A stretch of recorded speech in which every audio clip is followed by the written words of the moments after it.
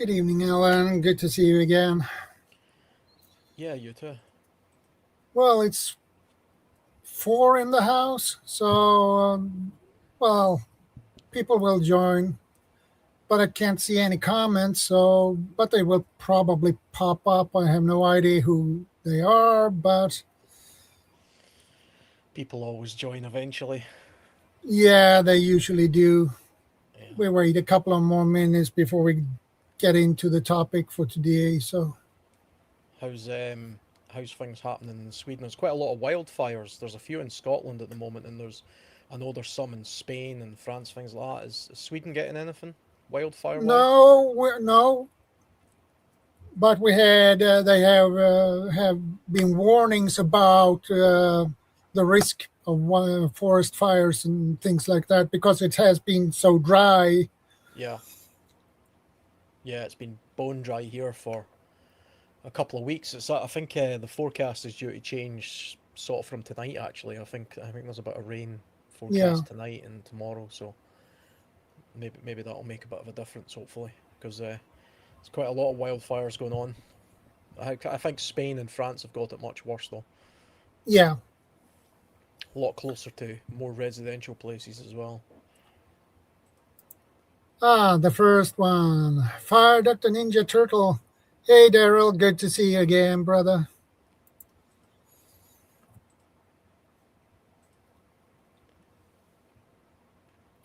Nine in the house, so that's good. And today's topic is, guys, salt starvation, hyponatremic fatigue in a long-term off-grid survival. I'm Sorry, glad that I'm glad you tried to pronounce it and not me.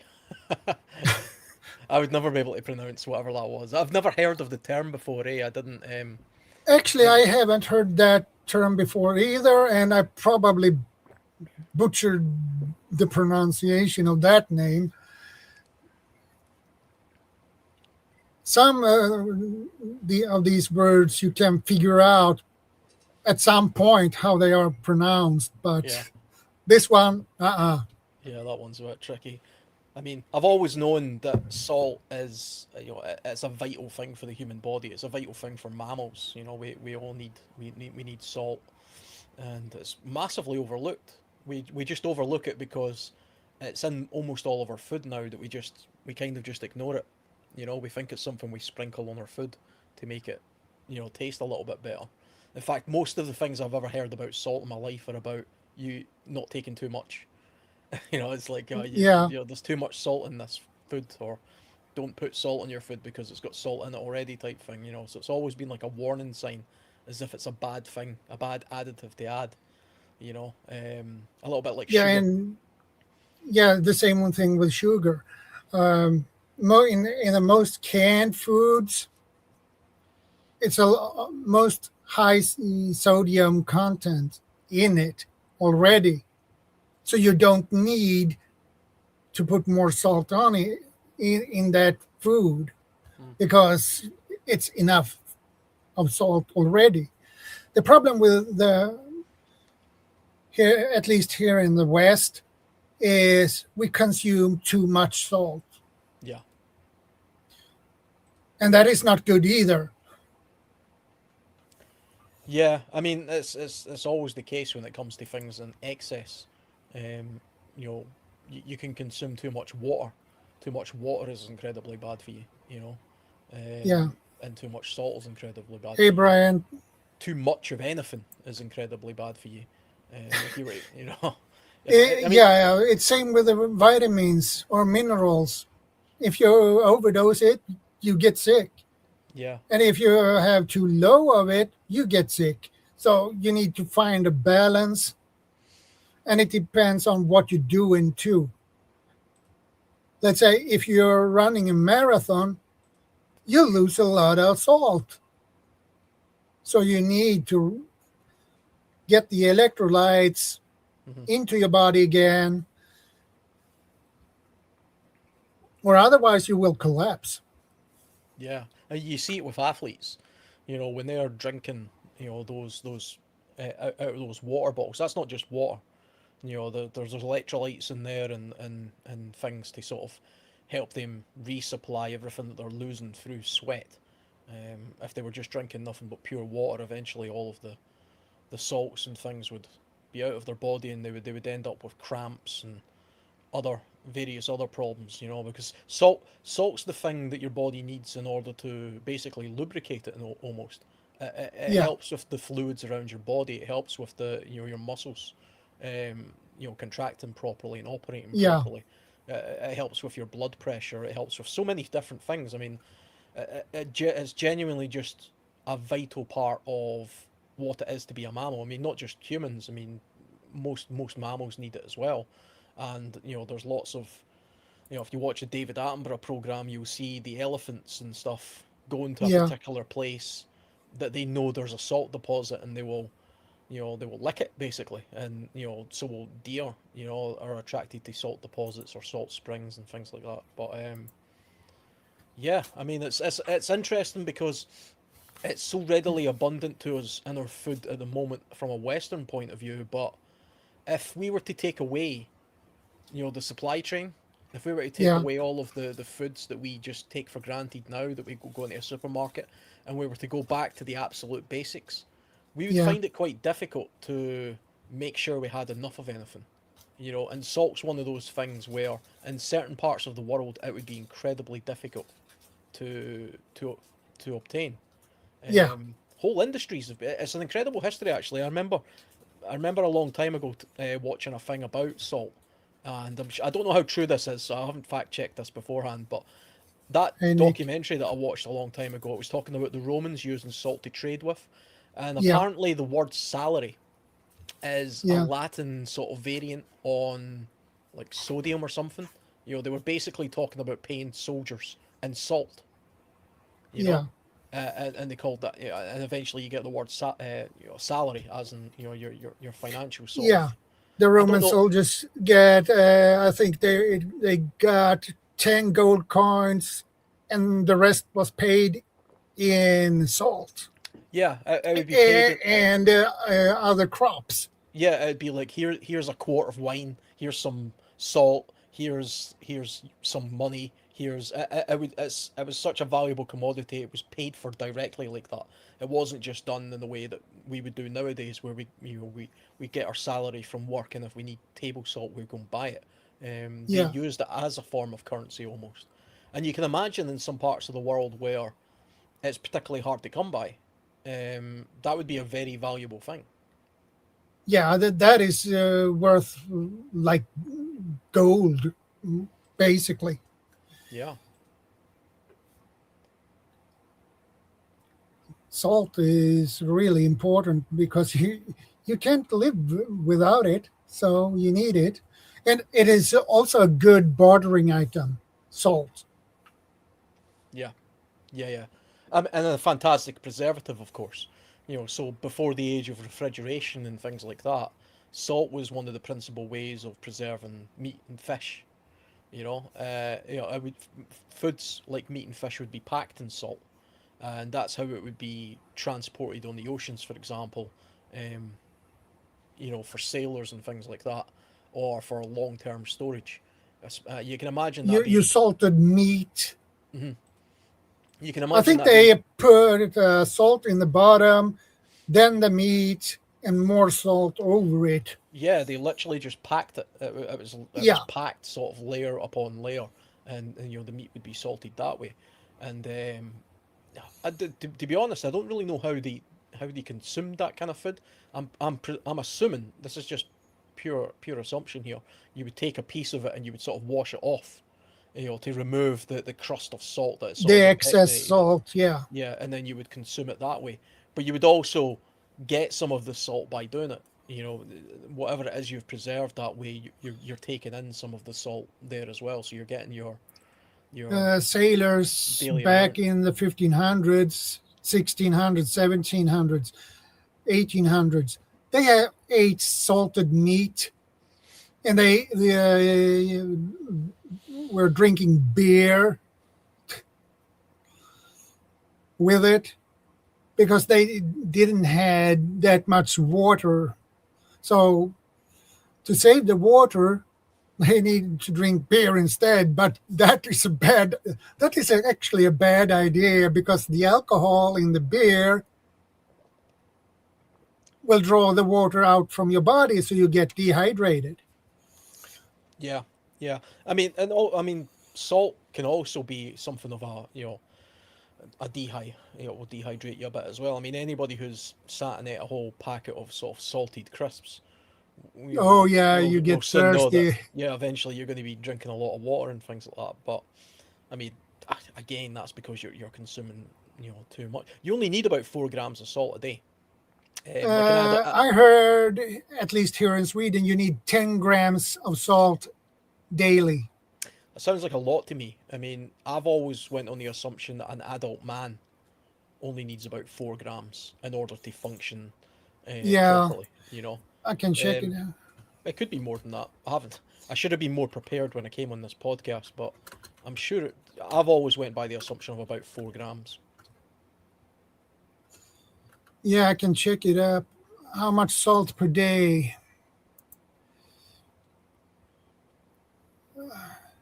Okay, adults should eat no more than 5 grams. Okay, Yeah, but I imagine. I mean, we probably eat more than that in our diet anyway. Um, if you think of the if you had a poor diet, if you spent all day sort of eating burgers and chips and crisps and things like that, you're probably consuming hey Spicy Tuna, good to see you. Hey probably consuming Vanessa, more. yeah.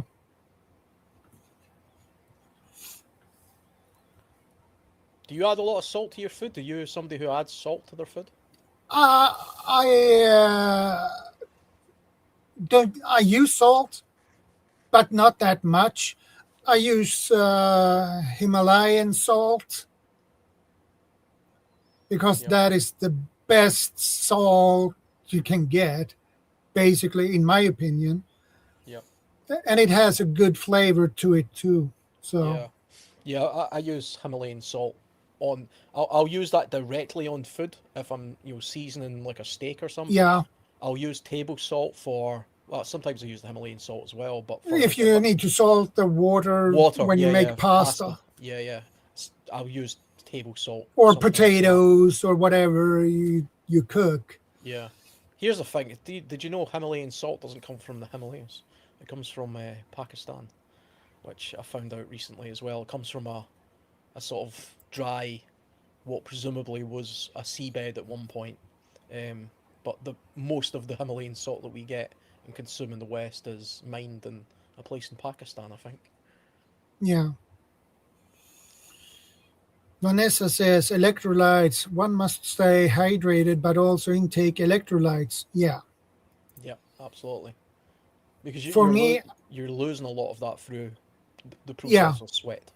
You'll get yeah, cramps straight away. That's one of the first indicators. I'm bad for it. I'm pretty bad for going on hikes and just drinking water and not consuming enough electrolytes. And I get bad cramp really quickly. And then I have to try and fight that by quickly giving myself electrolytes, which is not the yeah. way to do it. You should kind of do it gradually as you sweat. Vanessa says, for me, I alternate a glass of water, then electrolyte, currently Powerade. Yeah, you can get. I've seen you can get lots of different kinds of electrolytes now. I recently had some of these little packets. They were gels. I don't have any at hand because I used them all, but you squirt it directly in your mouth, and actually they have flavorings and things to them, so they don't taste too bad. And you can rather than Yeah, the old way I used to do it was like a powder, and you poured it into water and you shake it, and then you yeah. drink it. I always found them kind of disgusting. It was always like a horrible orangey taste or something. But yeah, these gels were actually okay.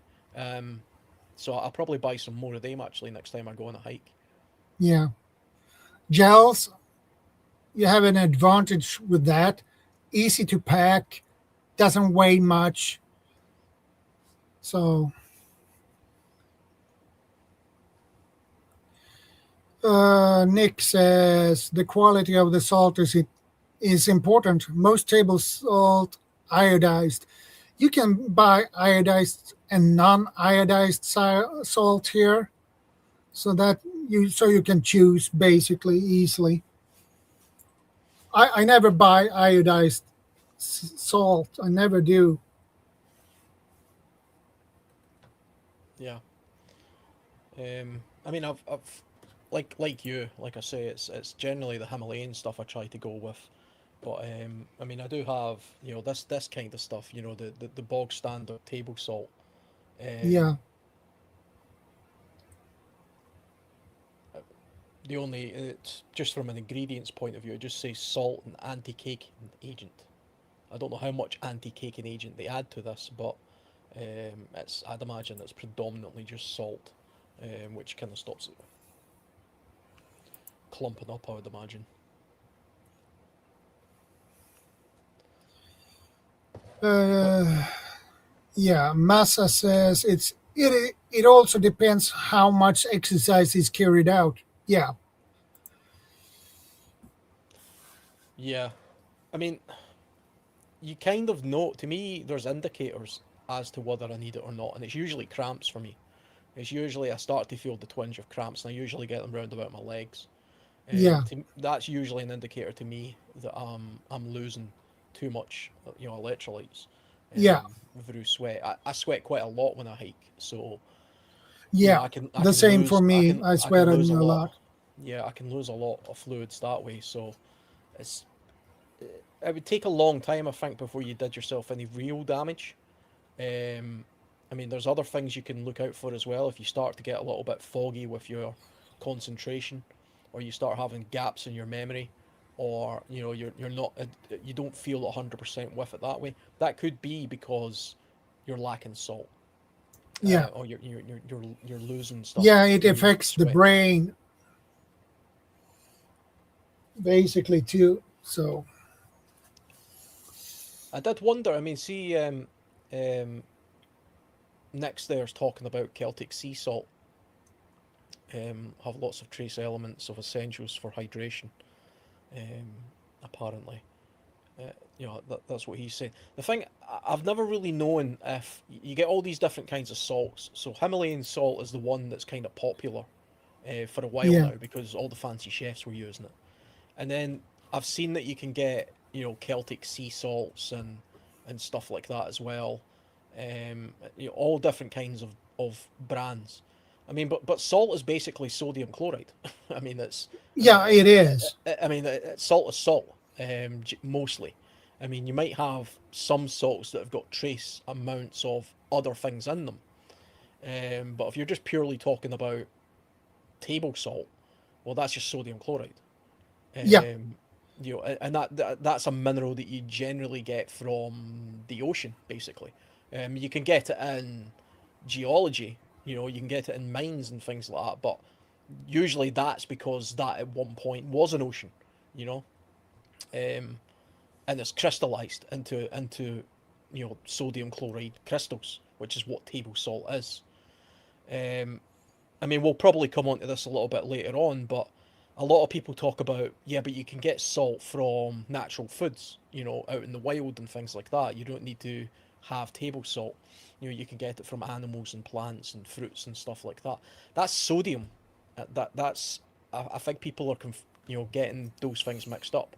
So sodium chloride is table salt, which is the crystal, and yeah, sodium is the kind of thing that you find in plants and animals and all that kind of stuff. Um, I think table salt is about 40% or 40 or 50%. I think it's 40% sodium, and then the rest of it will be chloride.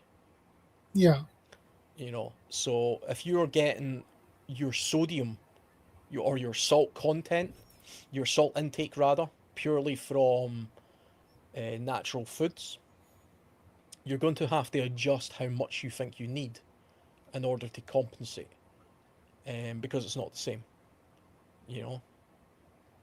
yeah. I agree. Vanessa says when they say salts chemically sodium chloride, potassium ions, and so forth. Try to get these ions in your foods. Yeah,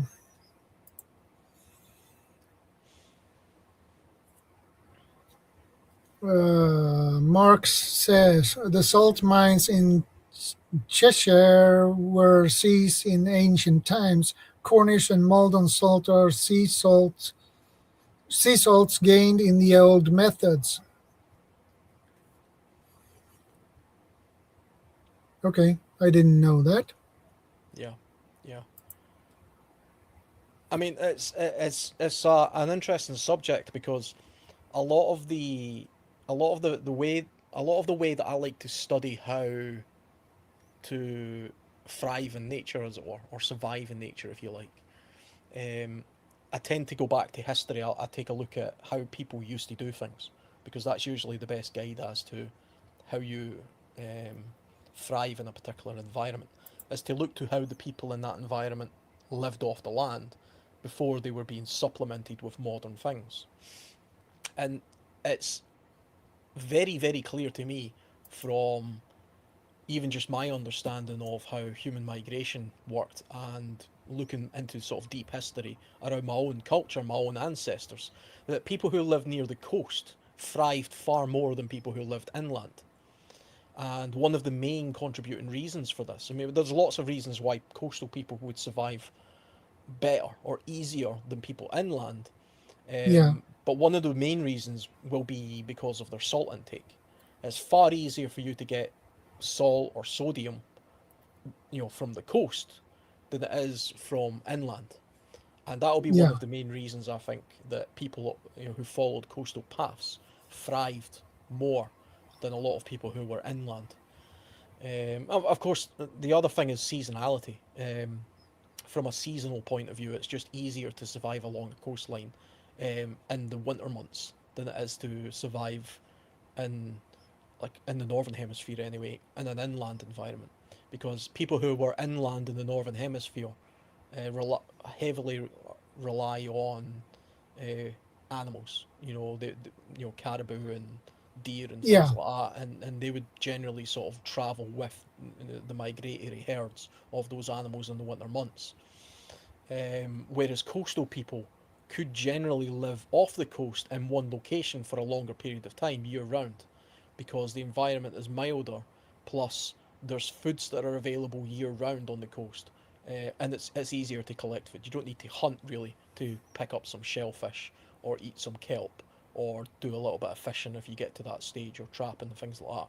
Plus, there's lots of coastal plants which have very good seasonality, that provide other vitamins and minerals and things like that as well. You know, but the access to salt must have been a big one. That must have been a major factor. yeah, Certainly when it comes to actual salt, like the sodium chloride that we're talking about, because one of the easiest ways of obtaining that, of course, is to get it directly from the sea. If you simply just take some seawater and evaporate it, you're going to be left with some salt crystals.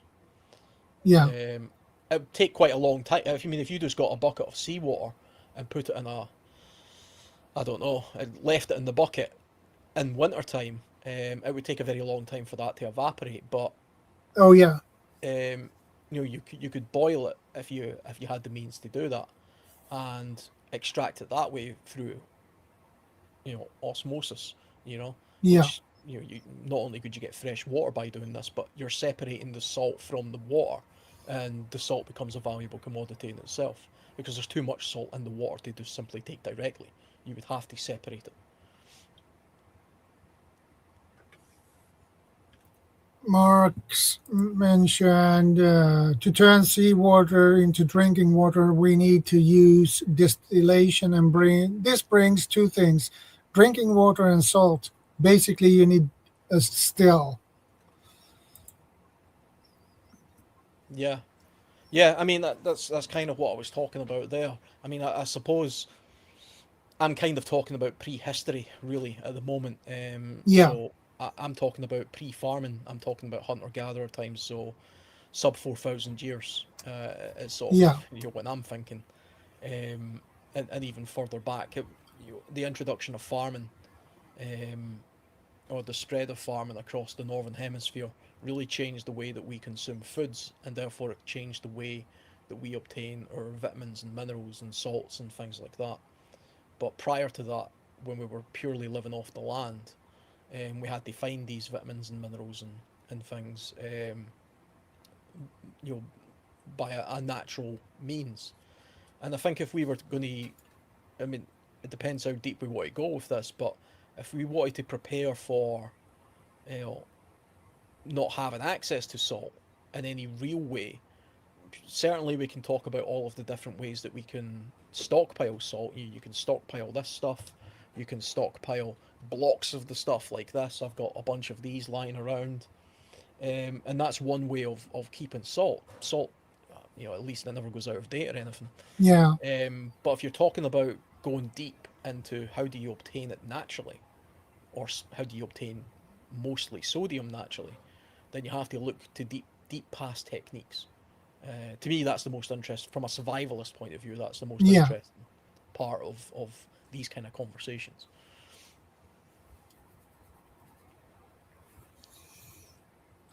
It's tricky to get salt from directly from the nature.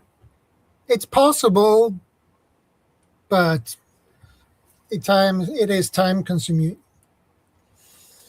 Yeah, I mean, like I say, so if we look at it purely on what do you need each day, right? So obviously it depends on your size and things like that. But if we just take the average man, you know, a man sort of between sort of like, I don't know, 18 and 60 or whatever. If it's Yeah. 4 or 5 grams of salt that person needs, that's table salt we're talking about. So let's say four. So let's say four. That's 4,000 milligrams of table salt, or 4 grams of table salt. Yeah. Um, but only 40% of that is sodium. Now, the vast majority of natural or occurring um, ways to obtain sodium in the wild is just going to be purely from sodium. Now, you would need 1,600 milligrams of sodium uh, every day. Okay, Yeah. so I kept a little note of this somewhere. Just let me pull it up so I don't get the math wrong. Yeah. So when you're talking about human needs, you would need 1,600 milligrams of sodium, um, which would be 1.6 grams of salt, right?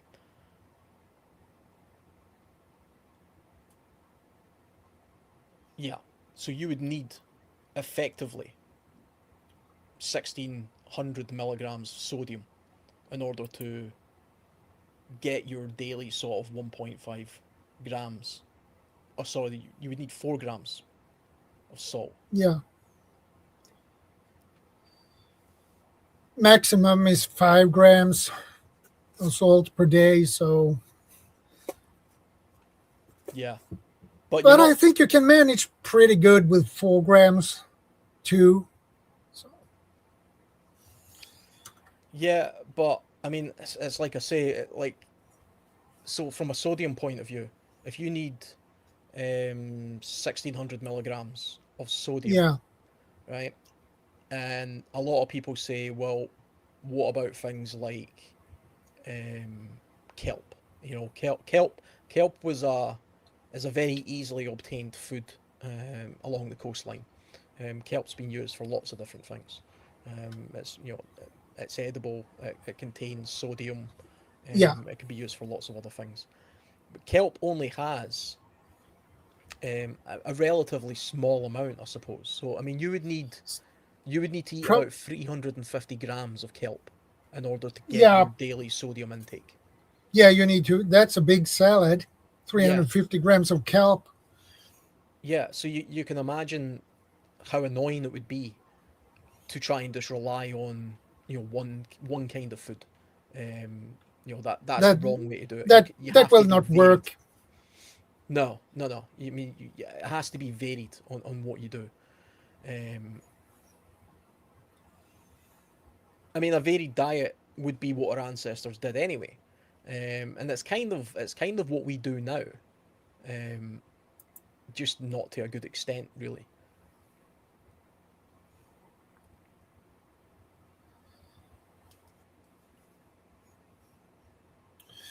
Vanessa says, also try to gain them from foods. I must increase or make sure my calcium intake from food itself it's hits 1200 grams. The intentional situation and the drug I am on stops intake of stuff. Okay.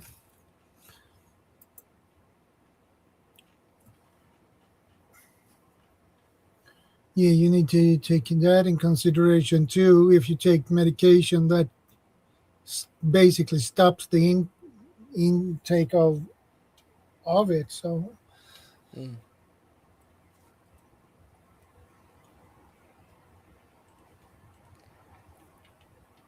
Yeah, I mean, I've got a small list of, some of the things that some people have traditionally sort of talked about when they're talking yeah, about trying to obtain, sodium or salt from natural foods.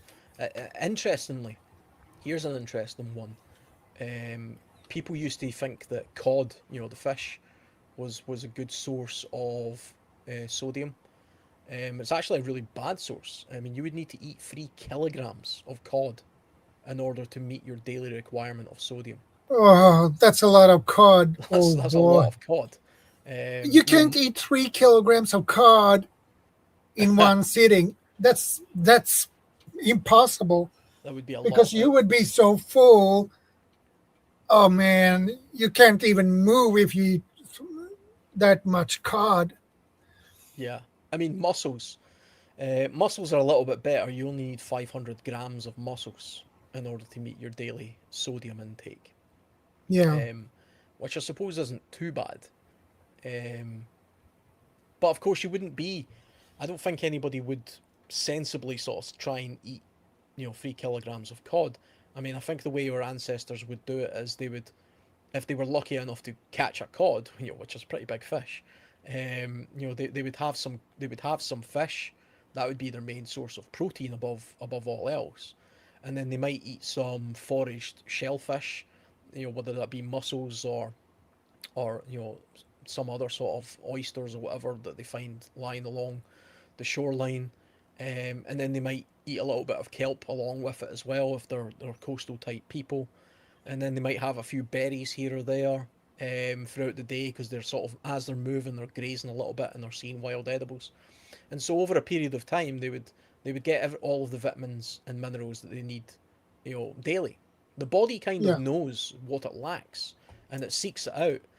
I don't think I mean, I could be wrong with this, but I don't see any evidence that our ancestors, from a hunter gatherer point of view, ever deliberately carried around like a little pouch of salt, and they weren't taking it like a supplement. It's not like they were, okay, I need some of this now, and they would sprinkle a little bit on their food. I don't think they were doing that. I think they probably were clever enough to make use of salt that they Hey, had, Katie. if they were, if they found some of it, or if it was evaporated in the very, very Yeah, deep history. But for the most part, I think they just got it generally from their food, and it was only from the advent of trading and the realization that, wait a minute, this crystal that we can mine has lots of other application, lots of other use. I mean, it literally makes our food taste better. It enhances the flavor of food, which is just your yeah, it body way. does. That's your body's way of telling you to add it. Because it's something you crave. It's something you see. That's why we're so attracted to sugars as well. Um, but that once we learned that you could use it to preserve things, that would have been a game changer right there. I mean, that changed the world, because that of course meant that human beings could keep food stores for far longer in hot climates and do things like travel the oceans.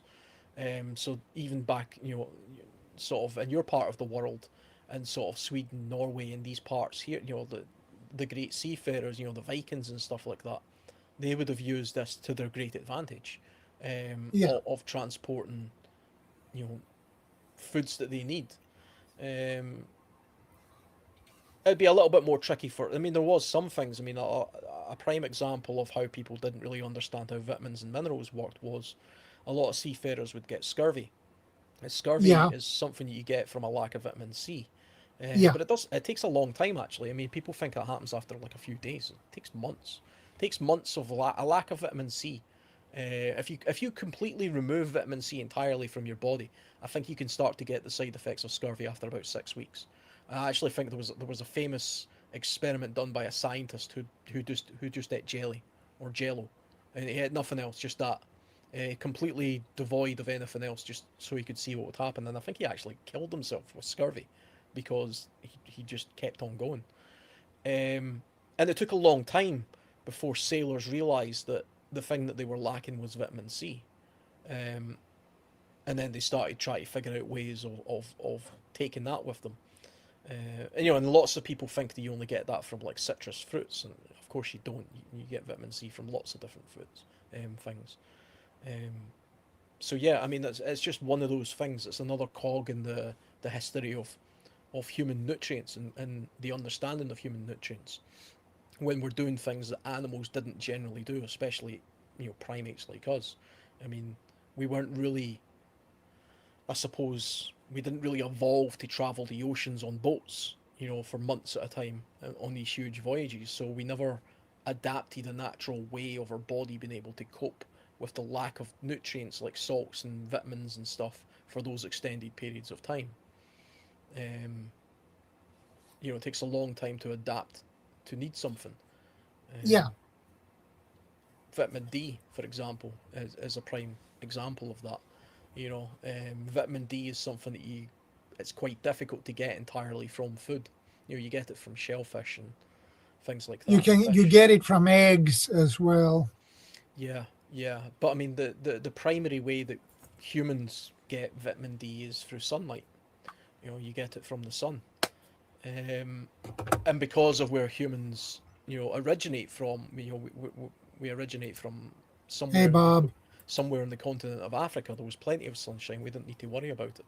But of course, as we travelled further north into Europe, we have these long dark winters and overcast skies, and we have less and less, which is why we Europeans uh, lost a lot of the sort of melanin in their skin and literally became pale and white, and we can make vitamin D easier in our body than people from Africa, for example, because they don't need to. They have plenty of sunlight. Um, I mean, it's just but it must have took thousands of years for that adaptation to take place, you know. Yeah. And it's a pros and cons thing. That's the great thing about evolution, is because as Europeans, we developed this fantastic advantage of being able to produce our own vitamin D with very little sunlight by having much paler skin. But as a trade off, it's much easier if we now go back to a very sunny climate like back in Africa or another part of the world like that. We're vulnerable to the sun because we've lost the sort of melanin in our skin, so Yeah. we're far more likely to then be damaged by the sun and get things like skin cancers and things like that as well. So, but again, I suppose evolution didn't really foresee that it would be you could just hop on a plane and go, to a hot part of the world from Europe, or go from a hot part of the world to Europe. I would never have been able to sort of realise that. So, over, God knows how many tens of thousands of years, these It's a adaptations were very made. slow process. It takes Yeah, extremely. very long time.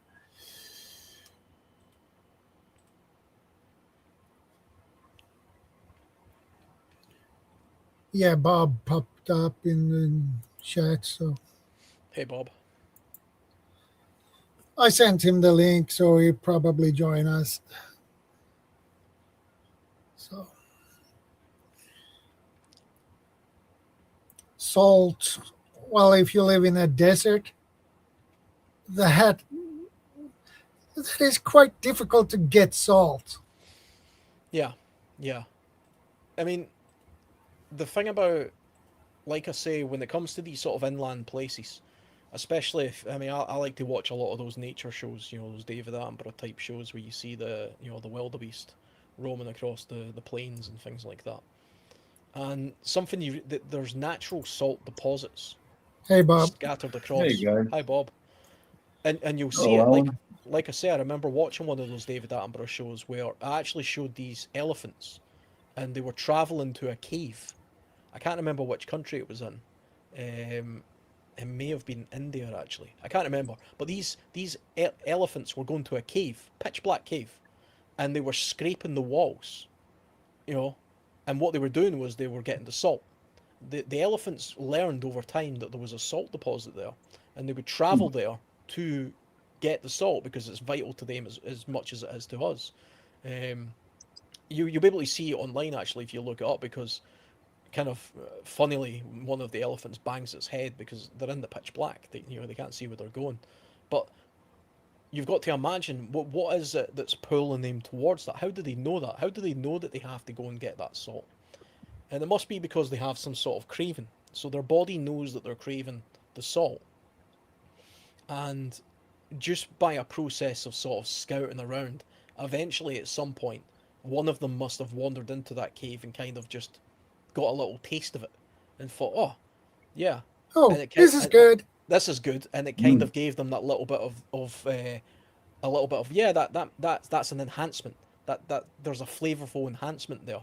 And Yeah. then it became like, you're eating the salted nuts at the bar. As you're getting dehydrated, you're eating more salted nuts, and you're getting more dehydrated, and you're drinking more beer, which is why bars do that, by the way.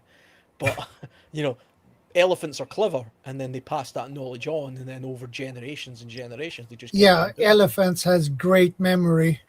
Yeah. They're very intelligent. I mean, hunters use salt licks, for Yep. deer. I've done that. I've done that myself as well. You put a salt lick out on a deer trail. Eventually, the deer, as they're traveling that trail, will notice it, go to it, sniff it, eventually lick it, realize it's a salt, and then, oh, that's something I like.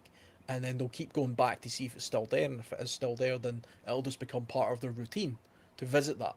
And of course, if you're a hunter, that's where you would sort of put your high seat and wait for whatever it was you were hunting.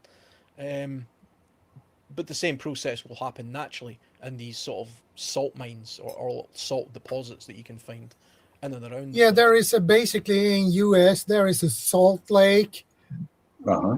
where it's a dried out lake, but the whole ground is full of salt. hmm Yeah. Yeah, Underground salt mines are here in the States too. Yeah. When they go in there and get that, they bring in those enormous trucks. They're not street legal, they're enormous, and they haul that stuff out by the tons. yeah, yeah. Talk about salt licks. When I was growing up, I grew up out in the countryside in the farming area, and almost all of our neighbors had a few cows and horses. That was a common thing, was a salt lick out there. You know, I remember being a kid. What's this? Oh, it's a salt lick. So, well, you got to lick it, right? Yeah, Oh yeah. Oh, you just put your mouth in there and lick it. and lick it. When you're 5 years old or whatever. Oh God, don't do that. That was real Yeah, common and your here. parents get nuts because you licked the Yeah, salt from something the lake. a bunch of cows just got done slobbering all over, and I was a little meathead, Yeah. you know. I'm sure you guys mentioned already. I would guess, and you mentioned that Rome used to pay their soldiers in salt. Do you know? I did mention that actually, because I Mhm. heard that. I don't know if this was true or not, but apparently the word salary came Hmm. from like the Latin interpretation of the word sodium, which basically just salt. And what I heard, it's like a vague memory I had from watching a documentary about it, was Roman soldiers would be paid not just in money; they would also be paid in commodities like salt. So Uh-huh. they would quite literally, here's some cash, gold coins, here's some wine, and here's some salt. They, And some crops. yeah, or hmm whatever. Maybe they would get paid in seeds or something as well. But a completely The, different way of thinking about currency and the value of currency is, why give me money to go waste it on salt when you could just pay me the salt directly, if that was like a yeah, Right. main thing that I need. Right. the Roman Yeah. soldiers got basically 10 gold coins and then salt and crops. Yeah. Well, you figure the Roman soldiers, if he's stationed overseas somewhere, he could get some of that salt. get a pass, go off the base, and go trade for whatever he wanted in salt, because the locals would take it as barter. yours. Hey, yours. Yeah, I mean, the one good thing, I think about salt when we're talking about it from a prepper point of view is it's incredibly abundant at the moment for us to obtain. You know, because of the globalized sort of market. It's cheap and it stores for forever, basically. So you can stockpile it as long as you don't get it wet or Yeah. contaminated with something else. You can stockpile a lot of it. We were talking about it a little earlier where um, we looked up that you shouldn't the guidance for an average adult male is about 5 It's grams of five salt a grams day. salt. Yeah. So I mean, if you take a look at this table salt, for example, this is just cheap table salt, which is it's almost entirely pure table salt, apart from it's got anti-caking agent in it as well, apparently. But this is 750 grams of salt in this container. And this literally only probably cost a couple of pounds, or dollars or whatever, but it didn't cost much at all. But you can also do things like I've got a bunch of these lying around. These are salt lamps, but they are actually just pure blocks of Himalayan salt. That's literally all they are. They just have Oh, a hole drilled into the bottom of them where you put a bulb. And you can actually use these as salt licks for hunting as well. I've got another couple of these behind me, and I've got a few of them here.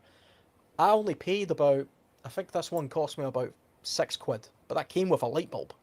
It came with something that you can light up. Hippies think that if you put a light bulb in these, it somehow gives off some sort of amazing sort of odor or something, or whatever. It doesn't. I don't think. It does give a nice glow to the room, but it's also just a really easy way of storing a block of salt. The one thing I will say about this, though, if you're going to store salt like this, is be aware of the humidity of your room, because I had one of these sitting in another room, which had different humidity, and they kind of act a little bit like a dehumidifier. And there was actually a pool of water underneath this, where the water was sort of like it was dehumidifying the room basically, and when you touched it, it actually felt kind of damp. So just be careful oh, if you're storing these in your house, because they act like a dehumidifier. But it's a cheap, effective way of storing a lot of salt. And when you think about it, if you only need, let's say you need 5 grams of salt a day, you know, well, how much salt is that a year? And how many of these would you need to see you for a year? Now that's assuming that all of the food that you eat didn't have any sodium in it or salt in it whatsoever, which isn't going to be the case. Most of your food will be quite high in salt already as well. Your tinned foods and your preserves and all that kind of stuff will have salt in it already. So you don't even need to just multiply this by a factor of whatever it would need to be. You just have to be aware of it as a supplement. And I think all preppers should have a stockpile of salt, for sure. Um, of all the things that you can keep and store cheaply and effectively, why wouldn't you want to keep salt? Um, and of course, the beauty of it, if you get it in this form, it becomes a tool for hunting as well, because you can use this as a salt lick. So you shave basically salt from that. Yeah, yeah. I mean, you could, if I wanted to use this as a food supplement, I would literally just shave bits off. Hey, Mike. Um, it, it's literally just a big block of salt. Pretty heavy as well, actually. Do you some damage if it fell on you. Where did you bought those You can salt buy them. rocks? You can buy them online. This one I actually think I got from Lidl. The supermarket. Every now and again they sell these. Like I say, these ones, they've got a drilled hole in the bottom, and it comes with like a bulb and a plug, and it gives off a nice glow, a nice room glow. I've actually Yeah. took the bulbs out and stuff because I just keep the kind of like an ornament. I've got 4 or 5 of them in this room, and they're just ornaments really, but it's just pure salt. It's actually cheaper to buy it as a lamp than it is to buy it as a salt lick for some reason. This is one of Okay. this is one of the strange things about capitalism. Whereas if you buy a salt lick from a hunting store, for example, they'll, they'll charge you 20 quid. If you buy the exact same quantity of salt, the exact same thing, but it's got a drilled hole in the bottom of it and a light bulb inside it, and they sell it in Lidl, it'll cost you 6, 7 quid. 10 quid at the most. It's just, That's a difference in price. yeah, it's just one of those things. So you shop around a little bit. I'm sure you can get them on Amazon. I'm sure. Yeah, somebody you can probably. Yeah, you can get everything on Amazon. Salt lamp. Here's something I wanted to show you guys. If you're going to buy like a salt lick or like what you have there, Alan, this would be a good thing to order up also. A mortar and pestle. Yeah.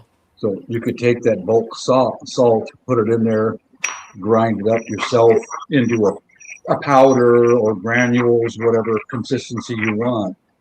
These are pretty cheap, $20 for a mortar and pestle. Yeah. Simple, even an 8 can use this, Thought I'd throw that out there. Something that might not be a bad thing to keep in your kitchen. This is all it is made of stone, and this is made of stone, and drop it in there, crush it however fine. Yeah, You I can even have do one this. in stone too. So Yeah, you could even use like dried nuts, or Yeah. What I do sometimes is like I dry out rice and I'll put it in there and crush it up and use it for fertilizer. But good tool to have around, guys. You never know when it might come in handy. Yeah. I mean, Yeah, the definitely. interesting thing about the pestle and mortar, that's also an ancient tool. That's an Yes, it ancient is. human tool, and there's evidence of humans using Mhm. them, literally going back as far as Oh, yeah. I believe damn near close to 1 million years, and they Oh, find easy. it in you'll find like these large rocks like in the middle of the Mhm. desert somewhere, and they have a bowl carved into the stone basically, and they've basically took a big rock Yeah. and they've grinded it down over and over and over again, Yep. and they've did it to the point where the bowl gets so deep it eventually hits an unusable level, and then they just go to the right beside it and they make another one. And there's actually places in the world, I think also in the United States, actually, sort of Native Americans would do this as well, where you have these Oh, yeah. rocks that have just got holes all over them. And basically, what that is the pestle and mortar. That's what they've been doing, Yep. and they were doing it because it's a very good way, like you say, Bob, of liberating Hey, Half, calories good to see you. from things like nuts. I got a story about an Indian grind bowl. I saw myself. Okay, the valley that I grew up in, around 1,000 years ago, Mount Rainier exploded, and it created a lahar. All the ice, snow, and glaciers all Yeah. liquefied. And okay, I didn't put these two puzzle pieces together until many years later. And one time when I was growing up, my dad hand dug a hole in the ground for a septic tank to come in. And he started running into trees that were all pointed to the north. These trees still had the bark on them, and they were completely intact. Then he found a pile of oyster shells, a giant mountain. Then, in among all that stuff, he dug up a stone spear point, right? That was like 8 feet below where I grew up. A few years later, our water back then came from a well on a hillside. It was a natural spring. It was under pressure. I mean, this water just gushed out of that. So one of our grandparents or whatever built a basin, and we all had our water piped to our homes from that natural spring. Once in a while, the men in the area would grab our axes and shovels and all that, and we all would meet up there, and all the men would cut down the trees, the brush, clear out all the way around that old concrete cistern, basically. Yeah. Mr. Merriman, who was a teacher, was raking stuff back, and he found an Indian grinding bowl. That's what we used to call them, an Indian grinding bowl, right by that natural spring. So that tells me in my tiny brain that the survivors in that valley, the Indians who survived the Lahar, moved up to the hillside where there was fresh water gushing out of the ground. Hmm. And in our area here, where I grew up, there were wild filberts nuts, and I am quite sure they were gathering up all those filberts nuts, and they would grind the nuts into a flour and make Yeah. use it to make bread. Right next to that spring where, it was quite interesting to finally put the two pieces together. No, there was no internet back then. There was no books written about this stuff, but I found many years later that's why all the trees were pointed towards the north from the Lahar, and the survivors went up on the hillside and decided to go ahead and settle on the hillside.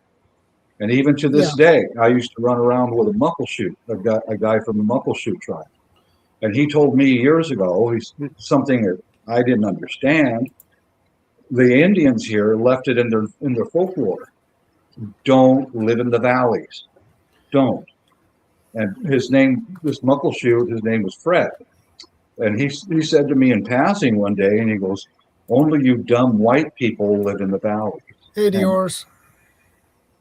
I had no idea what he was talking about, but all these pieces started coming together. Well, that's why, because they got wiped out. A lot of their population got wiped out. They moved up on the hillside. And if you look at the Puyallup tribe and the Muckleshoot tribe, they live on the hillsides. They had temporary shelters down in the valleys where they could fish for the salmon, but they didn't live there. Mm. Thought I'd throw that in there.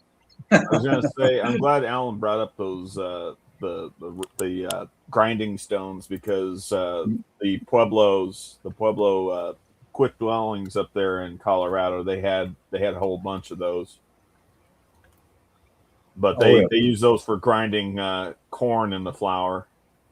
Is that the place that I'm thinking, where it's like a large flat stone, like I think it's like in the grassy plains, or maybe the desert, and they have lots of different sort of holes all over the stones where they've did that over and over again.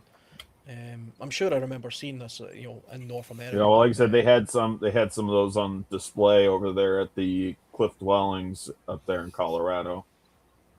The one that my neighbor found while we were cleaning up around the water cistern was a pretty big rock with a flat top on it, but they had been grinding. It looked like they were grinding it more or less like this, with a stone on top of there. It was a worn hole in the middle of that grindstone. And learning from the past, stuff that we of course, millstones, things like that. Millstones and stuff became a thing as well. In the UK, there's actually places you can go, which is deep history, like thousands of years ago, and you'll find these large round stones with a hole in the middle, and they're just lying around, and they believe what that was these stones were being mined. They would use fire to break the rock, and then they would get like a big rock, and then they would shape them into these round millstones, basically, and that was the trade. They were selling these millstones. That's why in some places in the UK you find a whole bunch of them, because that was an area where they were mining them. But they would use those, of course, to mill stuff. They would liberate possibly something like flour or something along those lines, or nuts or something as well. There's lots of nuts that aren't edible unless you put them through a process of breaking them up into a fine powder and then leaching the tannins out of them. Kind of river for a long period of time, and then that's kind of sounds like what you have to do with acorns. You have to that's right. You have to leach them. Yeah, because there's lots of tannin in them. So the only way to liberate them to an edible, something that's edible, or at least an ingredient that's edible, like something you'd maybe add to a bread or something, or a broth. That would be one method of doing it. I suppose breaking bones up as well. You can imagine back in the day where if you had the ability to easily smash bones and get the marrow from those bones, that would be a very nutritious, very nutritious. Very nutritious. That'd be an effective way of doing that. I suppose breaking up salt as well, since we're on the topic. I mean, if you live in a place where you could literally get a big pile of salt like this, you would need to break this up. Yep. You know, and if you've got to remember, these people aren't, they're in the Stone Age, so they don't have like a hammer that they could just do this. I mean, you could throw this against a rock, I suppose, but it'd be much easier if you had a means or like a technology like a millstone. Yeah, to have a more consistent efficient grinding. Yeah, and then you could use that then, of course, to trade and do other things, which is probably something humans have always done. We've never been just individual, lone wolves running around doing all of this ourselves. We've always been something of a community, I think. I got an idea. I'll be right back, guys. Yeah, I was going to show you some of the stuff that I've got that's, like I said, nothing fancy, but so I've got a little simple salt grinder. Actually, this was given to me.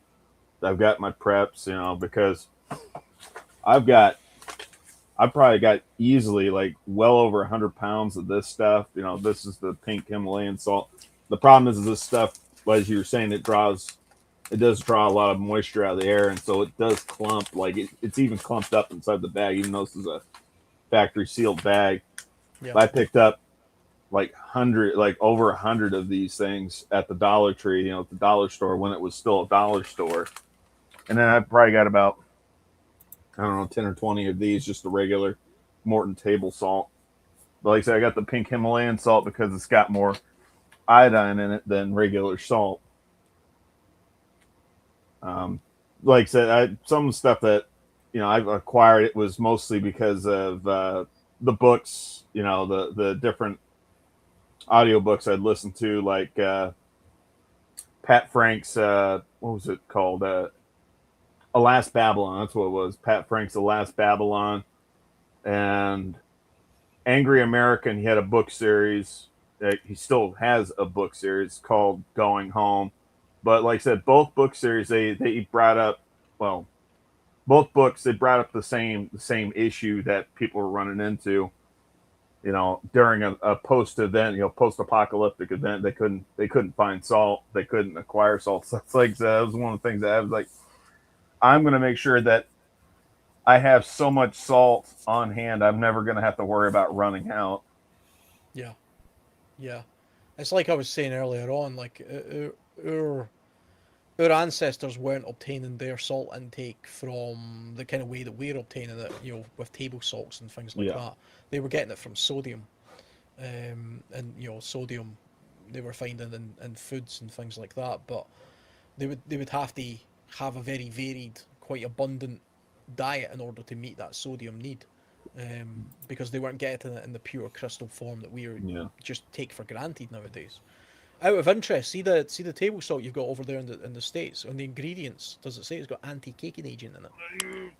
I'm assuming. I don't know why. I'm assuming the anti-caking agent is just to prevent it from clumping up. The white table salt, it's got calcium silicate, the anti-caking agent. Yeah, it says here sodium, and it's also got dextrose and potassium iodine. Right. But that's like, so this is the Morton salt. I'd have to see what the other. I think I got some salts I picked up probably from like Walmart that I'm gonna see what this. Yeah, pink Himalayan salt ingredients. Himalayan pink salt. That's it. That's it. That's the only ingredient. I was saying earlier that somebody told me that Himalayan salt, the pink Himalayan salt, doesn't come from the Himalayas. It comes from Pakistan, apparently. It comes from a mine there, which at one point was like a big, ocean that's dried up. Oh yeah, there's his pestle and mortar he was talking about. Yeah. Okay, here's let's say ancient times. Clover is edible. I got this stuff. Here's wood sorrel, and here's clover. If you don't have the ability or want to take the time to dice this stuff up, I suppose you could bust out the old Indian grinding bowl or a mortar and pestle, and say if you wanted to add this ingredient to some bread or something like that, here's a way of processing it to, you just grind it up into a paste. This will take a few minutes, but yeah, there's a lot of water in there. Look at that. You know, this is a way of being able to process edible foods and change it up so you could drop that into some bread dough or into a soup or something. Now, there's a way you can extract natural salts from the local vegetation and certain trees. Like I think it's, I want to say it's like the bark. Well, maybe not necessarily the bark, but like what was it? Hickory, the hickory tree. You can extract salt from it, but the thing is, like, you can't extract enough salt to flavor your food, but you can extract enough to keep you, keep your bodily functions, regulatory, and you're not robbing yourself of your necessary electrolytes. Now, I'm not going to eat this because this bowl needs to be washed out. But here's what white Dutch clover turns into. You could probably even put a little bit of Mrs. Dash in that, or salt, or whatever ingredient you want to, and you could eat it just as it is, or drop it into some bread dough or some soup. So we're going to go ahead and put some wood sorrel in there and do the same thing. Wood sorrel is edible. This all came right out of my lawn. I don't. That's why one of the reasons why I don't use any kind of I want this stuff. Let's go ahead and grind that up. It's a little bit of an experiment here on Shadow Live.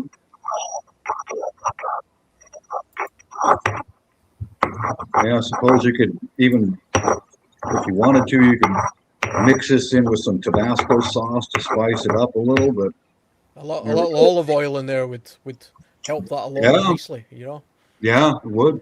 It would. But here we go. Here's what wood sorrel turns into, like a paste. A thick paste. That's a good question there, Norfolk, UK prepper.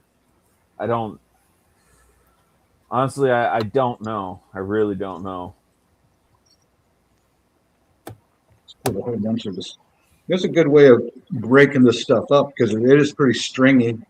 If you ever ate some clover or anything like that, it's very tough. It's hard to deal with, but this is a good way of processing some organic, natural foods right here. Yeah, absolutely. Mortar and pestle. See, Mike is in the comments. How you doing, Mike? He's up in the land of the gods at the moment. The land of the gods? Where's that? Scotland, of course. Well, that's okay, long as you don't say Canada. I don't think Mike can afford to go to Canada. Okay, well, there's some miracles in this world, Glad to hear that. You've got to watch those Canadians, man. Watch them. Watch those Canadians. Don't forget the raccoons. Yeah. I think what we ought to do is send all the raccoons to Canada. Let them all live there, Somebody what do you think, fellas? And Mark's Life and Adventures, he says, hey Bob, in South America, river otters find sections of the riverbank to lick salt, and even butterflies lick the banks of leaves, backs of leaves and the shores. It's interesting. It reminds me. Several years ago, I was in Thailand, and I was doing a hike. I was going to this waterfall, and it was quite a long hike. It was about 8 hours to hike to this place through the jungle. Really? And we got to this waterfall, and we put down our bag, and we were cooling off, things like that. And honestly, I've never seen so many butterflies in my life. They just swarmed our backpack. They were all over it. It was like a rash. And it took me a while. I was thinking, why are there so many butterflies in my backpack? And then I realized all the salts from the sweat of me that went onto the backpack, and it attracted all these butterflies. And they were all over it. These amazing yellow and orange butterflies. I took a photograph of it, but it turned out terrible, unfortunately. But I'm pretty sure what they were attracted to was basically me sweating all over my backpack, and they must be able to sort of just detect that and then send out a bit of a signal to the rest of their bodies. Hey, there's something over here Sure. that's worth coming over. You know. Isn't the tropics quite amazing? Man, Oh yeah. you know, I see things in the tropics every time I go there that's like just blows my mind because we don't have stuff like that here in the north, you know. The North's got a different type of beauty. Yeah, different. Yeah. Yeah. Yeah, it's just different. Yeah, I've Oh, processed some wood sorrel and some white Dutch clover right in front of you guys. So the mortar and pestle on Amazon about 20-25 bucks. did you have a taste of it there? Did you have a taste? Taste? Not after I rubbed it around in there because it's not. It's dirty. Right. Right. Yeah, I was using it to grind up dried rice and a bunch of other crap. You know. Yeah. Here's a little bit of wood Actually, sorrel. It's I was funny. going to say Norfolk UK prepper had brought up a question earlier. Like I said, I think it really depends on where you live in the world about extracting salt from the ocean or from seawater. I think, like I said, because like if we're talking like we're talking about the seawater near Sweden, it's probably going to be extremely polluted. Whereas if you're out there near New Zealand, it's probably going to be an entirely different case. Yeah. But I don't know. I would have to do some like extreme research of my area before I even consider, scooping up a bunch of salt water, boiling it down, and trying to extract the salts from the water.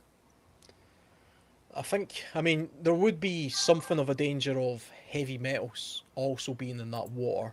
And if you were to sort of use a still or literally just evaporate, if you were just to have a basin of water and let the sun evaporate it, eventually you're going to be left with salt particles at the bottom. But I suppose there's also the possibility you're going to be left with residues of heavy metals and agricultural. I think I'm more worried. I think I'd be more worried about like chemical fertilizers and anything that might have ran off. Yeah, I mean the water. Ironically, if you were to use a still and you were to collect the water, that would be clean. Because you've used a process of exactly. osmosis in order to get that. But the salt, on the other hand, is the heavy, stuff that's left at the bottom. And I suppose, like you say, there could be a danger there of pollutions or other contaminants as well. And again, it also depends on which waters you're extracting it from. Because, like, I think New Zealand's got like some of the cleanest waters in the world. Mm-hmm. But I mean, there is. I don't know which country it is, but there is a process of when they're basically harvesting salt.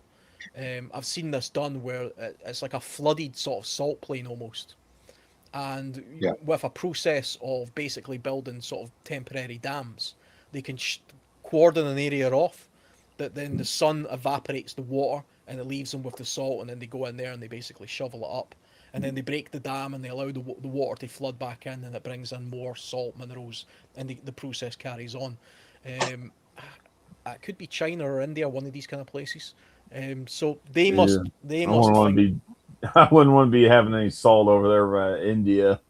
Yeah, I mean they must be thinking that that process, because that would be like wet harvesting. That would be like they're literally getting it from a wet source. Whereas the Himalayan salt that we're talking about, this stuff, which actually comes from Pakistan, that comes from a mine, I believe. And yeah, it's a mine. And I mean that means millions of years ago it must have been an ocean or some, which has evaporated, and it's left the salt behind. But that will be devoid of chemicals then and pollutants, because it predates that.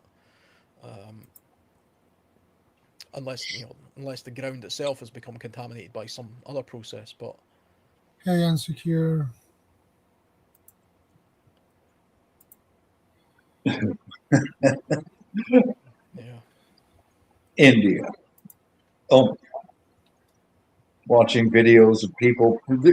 Go search it. Pooping on the beach in India. Yes, exactly. Thank you.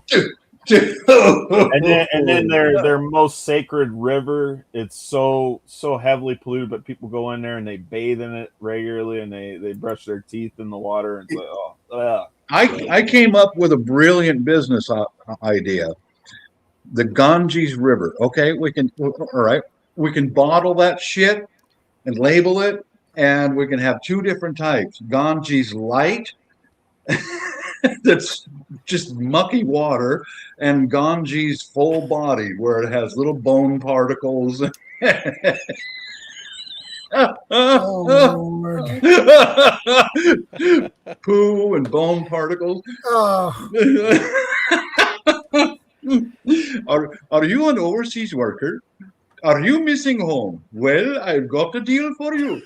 Today we are having on sale Ganges Light, just the dirty water itself, and it for those bold days. Ganges bold, full-bodied little bone particles. Dude, they throw bodies in that river. yeah, they do. That's nasty. And I see these freaking people washing in it, and oh, I'm so holy today. I mean, have you seen those YouTube videos of them like at the market stalls, and there's just like flies everywhere, and they're just grabbing it with Everywhere. their hands and they're throwing it Yeah. in. You must have they call it deli belly. If you go there, you actually get I've deli heard. belly. Yeah, Uh-huh. I've never been. I've actually always wanted to visit India, because it's an incredible country. But yeah, the food there is a bit sketchy. The water, I mean, that's definitely a place I would be taking the Grail. You know, You know it. I wouldn't be drinking no water from any tap. You It would know all it. be You even know their it. bottled water. I'd be a bit suspect about. I thought about bottling up some filthy water and putting a red dot on my forehead. Are you missing the flavor of back home? Man, that video would be flagged immediately, you know. Oh But yeah, definitely. fear not, we have Ganges water just for you. That would not be a green flag, not a yellow one. That would be a red flag. Yeah, I would get nailed, man.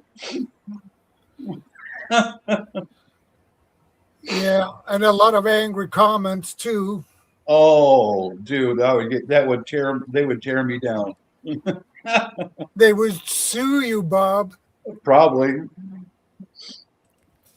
Oh, You and your okay. missus would be ruined Mm-hmm. for Everything. the rest of your life. Okay, I'm gonna be quiet now and go make a cup of instant coffee. I'll be right back. I'll just leave you with that Ganges water, bottled Ganges water, and go make a cup of coffee. I'll be right back. Yeah.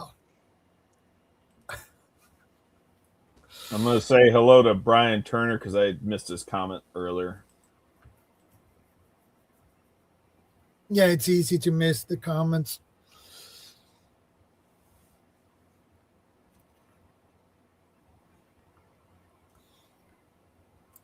Yeah, what was that? You were saying something about burning wood or something like that in order to get salt. Uh, I was talking like the hickory. Hickory, you can extract it. I have to look into it again. Like there's a process of not. I don't think you have to burn it. I think you just have to take like the wood, you chip it up, and you kind of beat it into a pulp as you're soaking it. And like I said, this is hickory. I don't know if you can do this with other trees. I just know this is with the hickory tree you can do this with. I think you can do it with the roots as well. I've never heard of it being done, with like a woody tree, but when you mentioned it, it reminded me. Yeah. You can do that. Like I've heard about, you could extract salts from like I guess burning like vegetation, like dandelions. Coastal plants. Yeah.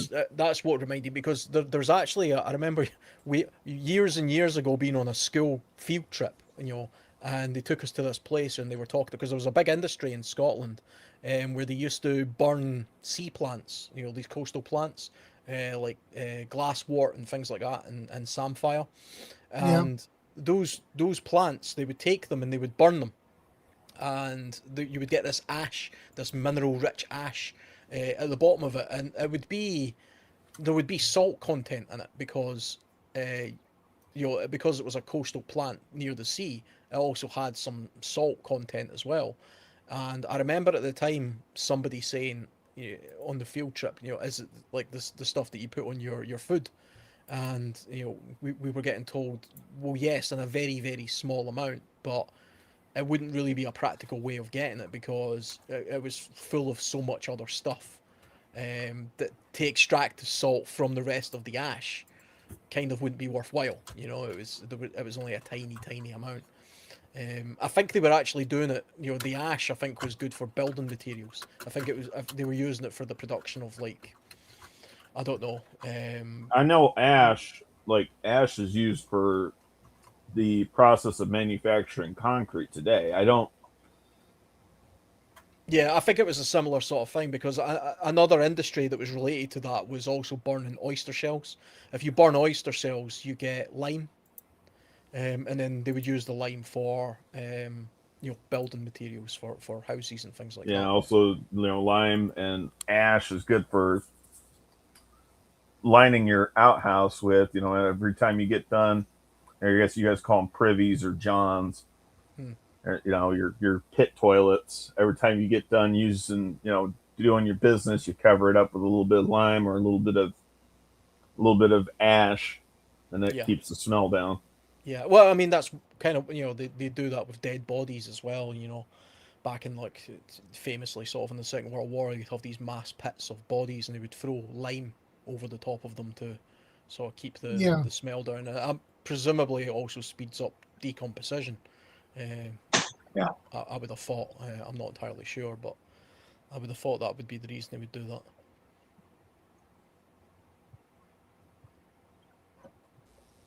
I mean, wood ash can be used for making homemade soap, but we're kind of getting off topic. Yeah. The salts that I was talking about extracting from plants and from like from the wood of hickory trees, it's not really there so much to flavor and season your food so much as it is to just give you the absolute bare bones necessity of your salts, your electrolytes. If that makes any sense to y'all. Yeah, for sure. It's like we were talking earlier about extracting sodium from foods, which is effectively what most people that's how most people get their salt, sort of pre-farming age anyway. And you don't need a lot of it. I mean, really, like we were saying earlier, if you only need sort of 4 or 5 grams of table salt, that's not a lot. I mean, what's that? It's like that's a third of a teaspoon, basically, of salt.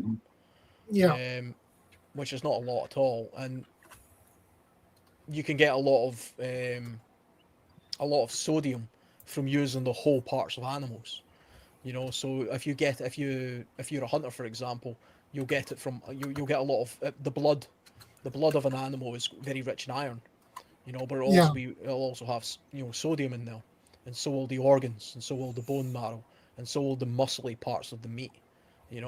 And if you were a hunter, you would utilize all of that stuff, and you would make broths out of the bones and the marrow, and you would add blood as a thickener, or you would mix the blood with other things like oats, and you would turn it into black puddings or blood sausage. Like, that's a very common thing. That's a very common food even nowadays in my part of the world, and probably in Shadows as well, I would imagine. Do you guys eat black pudding in America? Yeah, we do.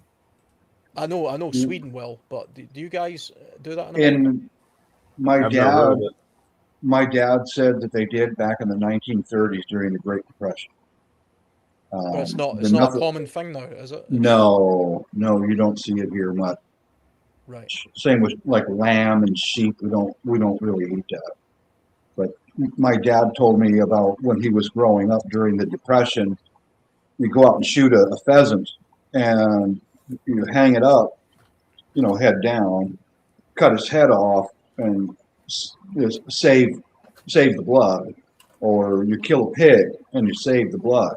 and they would make a pudding out of it because it would coagulate into a pudding, basically. And he Yeah. said that was what they ate during the Great Depression, and sometimes it was very limited amounts of food.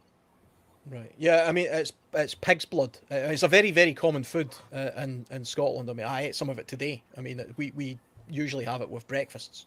Uh, It looks kind of like a black sausage, but you yeah. slice it up and you fry it basically. But I mean, it's basically just it's almost entirely pig blood, and I think they mix Yeah, it it's with made like of pig blood here in oats. Sweden as well. Yeah, and they add a little bit of oats and stuff to it and some seasoning, and basically you just fry it up, and yeah, it's incredibly common here. But it Not so also much has here. quite a good sodium and iron content as well. It's incredibly good for you. Uh, they have it in England as well. It's not just a Scottish thing. It's Uh-huh. they do it UK wide. Although we of course make the best. Vietnam people eat pig's blood, but it's not into a sausage. They'll dilute it into a soup and eat it that way. And in Asia, they eat that when they're constipated because I guess it helps to loosen up your bowels.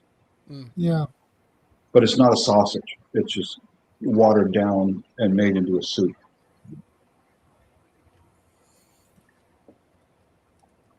I believe they call it black soup or something. Mm-hmm. Because I used to eat my lunch with a Vietnam lady for a long time, and she had some of that soup, and it smelled wonderful.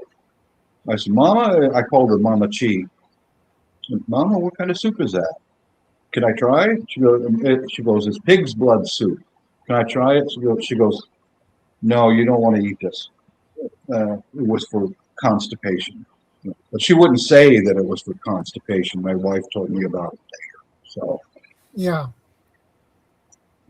I quickly looked up what the sodium content of black pudding was to see if like my ancestors, I suppose, if they were getting a lot of it from there, and yeah, it's quite high in sodium. So there is between 700 and 1,000 milligrams of sodium per 100 grams of black pudding. That you only need 1,600. there it is. You need 1,600 milligrams of sodium a day to meet your requirement. So you're already getting 1,000 milligrams of that just from 100 grams of black pudding. Okay. Which isn't a huge amount really.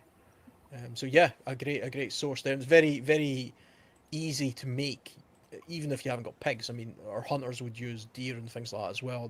The blood wasn't something that you would throw away. That was a very vitamin-rich product that you would consume. See how much our ancestors already knew that we have forgotten about. Yeah, I mean, it's the same with eating all of what we would call the offal, the organs. They wouldn't throw that stuff away. That stuff would be prime cuts. That would be the prime part of the animal. And because it was the first to spoil, Yeah, be it was used the to make your guys' little mythological haggis animals, right? yeah. Hey, those things will bite your balls right off. Stay away from them. But yeah, I mean, haggis is actually kind of similar to black pudding in a way, in the sense that really all that is, it's a peasant food really, because it's taken all of the parts of the animal that people would otherwise think were cheap cuts. So it takes the lungs, the kidneys, the heart, the internal organs, maybe a couple of bits of the bad cuts, but there's almost no meat content. It's just all organs, and you would mash it all up, and you would throw some oats in there, some spices, and you would stuff it into a sheep's stomach and boil it. And the process of boiling it means that it's preserved for a longer period of time, because the organs of an animal, they decay very quickly. They go off very quickly. But if you boil it, that's a way of preserving it. And if you add some other things to it as well, some spices, maybe even a little bit of salt that you've obtained from somewhere else, that's another fantastic way of preserving that longer. And then like the black pudding, you can fry that separately or boil that up and eat it that way. I imagine all cultures in the world have something like this. Yeah. I mean, this is just something that human beings did in order to maximize what they got from the animal that they killed. I can't imagine there would ever be a time where humans in a survival type situation where they were getting by each day would ever leave anything. They would take every part of that animal, Everything. Yeah. everything, Yeah. and they would, they and The that's same with the Indians. yeah, Mhm. yeah. I mean, They did the same thing. Yep. that's the thing with humans. We it doesn't really matter which tribe or part of the world you're. We're all the same. So Yeah. at some point, we all did the exact same thing. When we were all hunter gatherers at one time, and so we all did the same things. And of course, it would change based on the ecology of where we were, as to what we would do, the foods that we would eat, and then culture over time would change it as well. But if you break it right down to the nub of it, we all did the exact same thing. We all preserved our food the same way because we all have the same needs. We need the salt. We all need this 4 grams of salt a day. So how did we get it? And these are all the ways that we've done it, through the sodium of animals and plants and things like that. In Asia, they eat the dried fish. We've got some in our cupboard right now. Don't cook that stuff inside your house. Cook it outside. But one of the processes of drying the fish is salt. They put it out in the sun and throw salt on it to get the salt to start drying that material up. And then they package it and sell it. But it's very nutritious. It tastes great. But when you cook it, It smells horrible. oh, it's awful. Oh my God. Oh, it's horrible.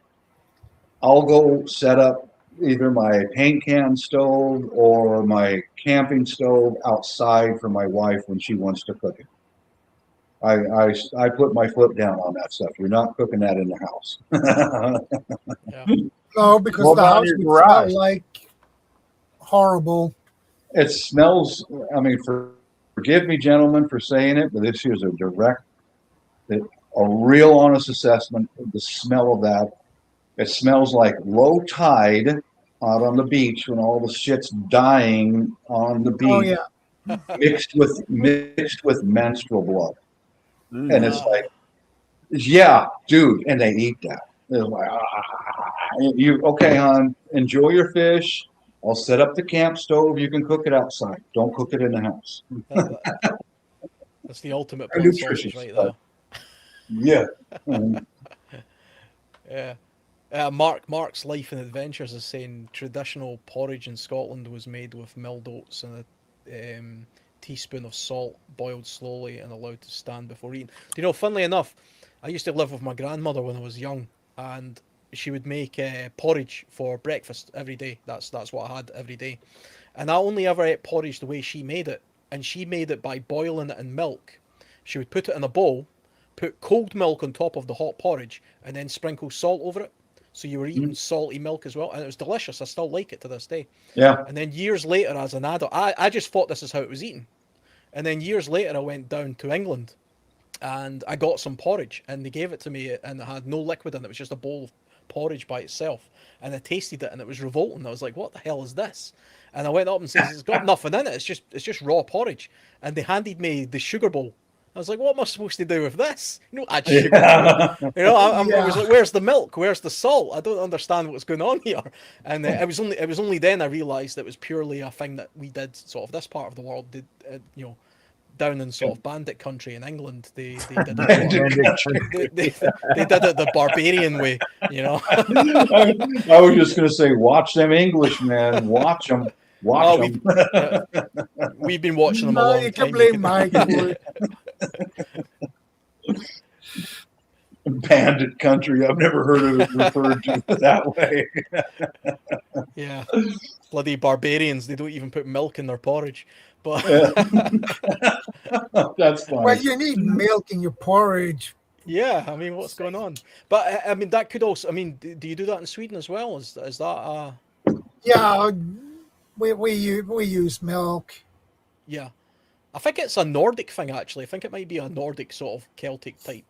They do. It's very similar. Some use some sugar on it and cinnamon on it. Yeah. And milk. Yeah.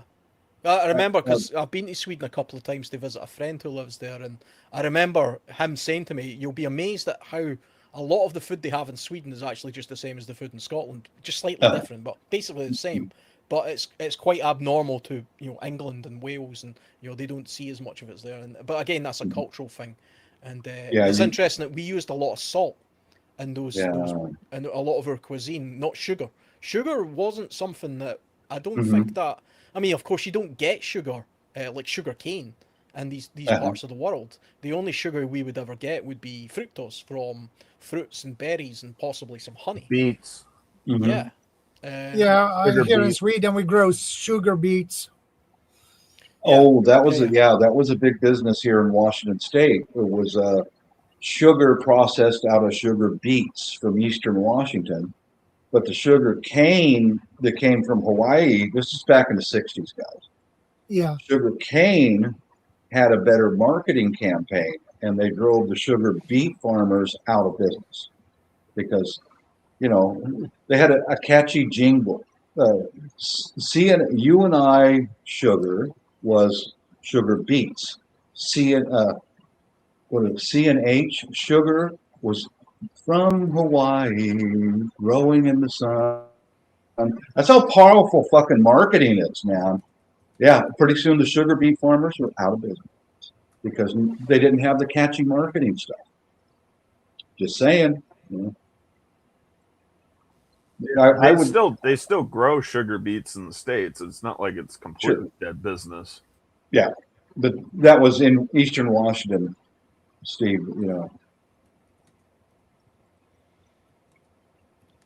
I'd say the closest thing for porridge that we have here in the States, or at least what we call porridge, is oats and barley and a few other grains, boiled and then mixed with sugar and cinnamon, and that's what we call porridge. It's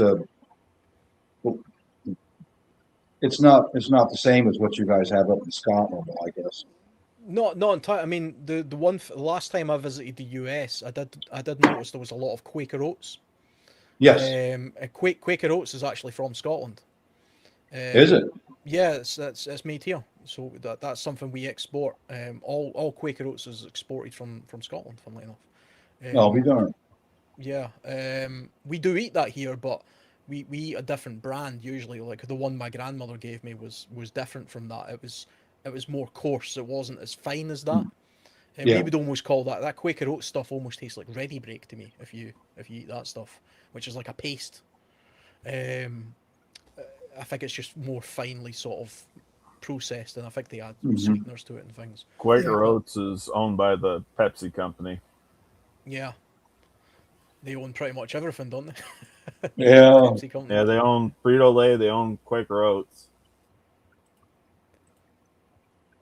Yeah, I used to work in a warehouse quite close to where I live, and it was just full of nothing but Quaker Oats, boxes and boxes and boxes of it, and it was all getting shipped around the world, all over the world. Big export. We have something, I don't know if it's still on the shelves now, but it was called Roman meal. Have you ever heard that where you grew up, Steve? Roman meal. No, I can't say I have. Because Quaker Oats is just oats. A Roman meal was kind of what we call porridge, a mixture of grains. And then, of course, like they do in Sweden, a little butter, a little bit of cinnamon on top of it, and mix it up, and that's a breakfast food. I don't know if it's still being sold or not. I have no clue. I've never heard of it. I mean, I know grits, you typically, grits, I think it's like ground up corn and served with ground up corn. It's boiled and you serve it with butter. Yeah. I think that's probably the closest thing I've ever heard of what you just got them describing. Yeah, I was just having a quick look online actually where it's talking about the history of Quaker Oats, which is interesting. So the company itself, Quaker Oats, is American based. It's from, where was it founded? Pennsylvania, probably? I'm thinking Indiana. Indiana? Okay. I'm thinking Indiana, but I could be wrong. Oh, no, Indiana would have been the Hoosiers. It's Yeah. Ohio. Ohio? Oh, okay. Ohio. So that's the name of the company. That's where it was founded. The Scottish connection part of it is because it comes from the Cooper Mill, which is where Quaker Oats hysterically gets its oat mills from, which is Cooper in Fife in Scotland. So- Of course, the Quaker type connection in America, they're immigrants from Scotland, and so they're makes sense. basically Mhm. and they founded it over there. Allegedly, there's some Scottish heritage in my Yeah, family I have. tree because the Waller family they originated. My understanding is they all originated from the Ohio area. That's according to my dad and my deceased grandfather. Like we've got distant relatives that live out there in Ohio.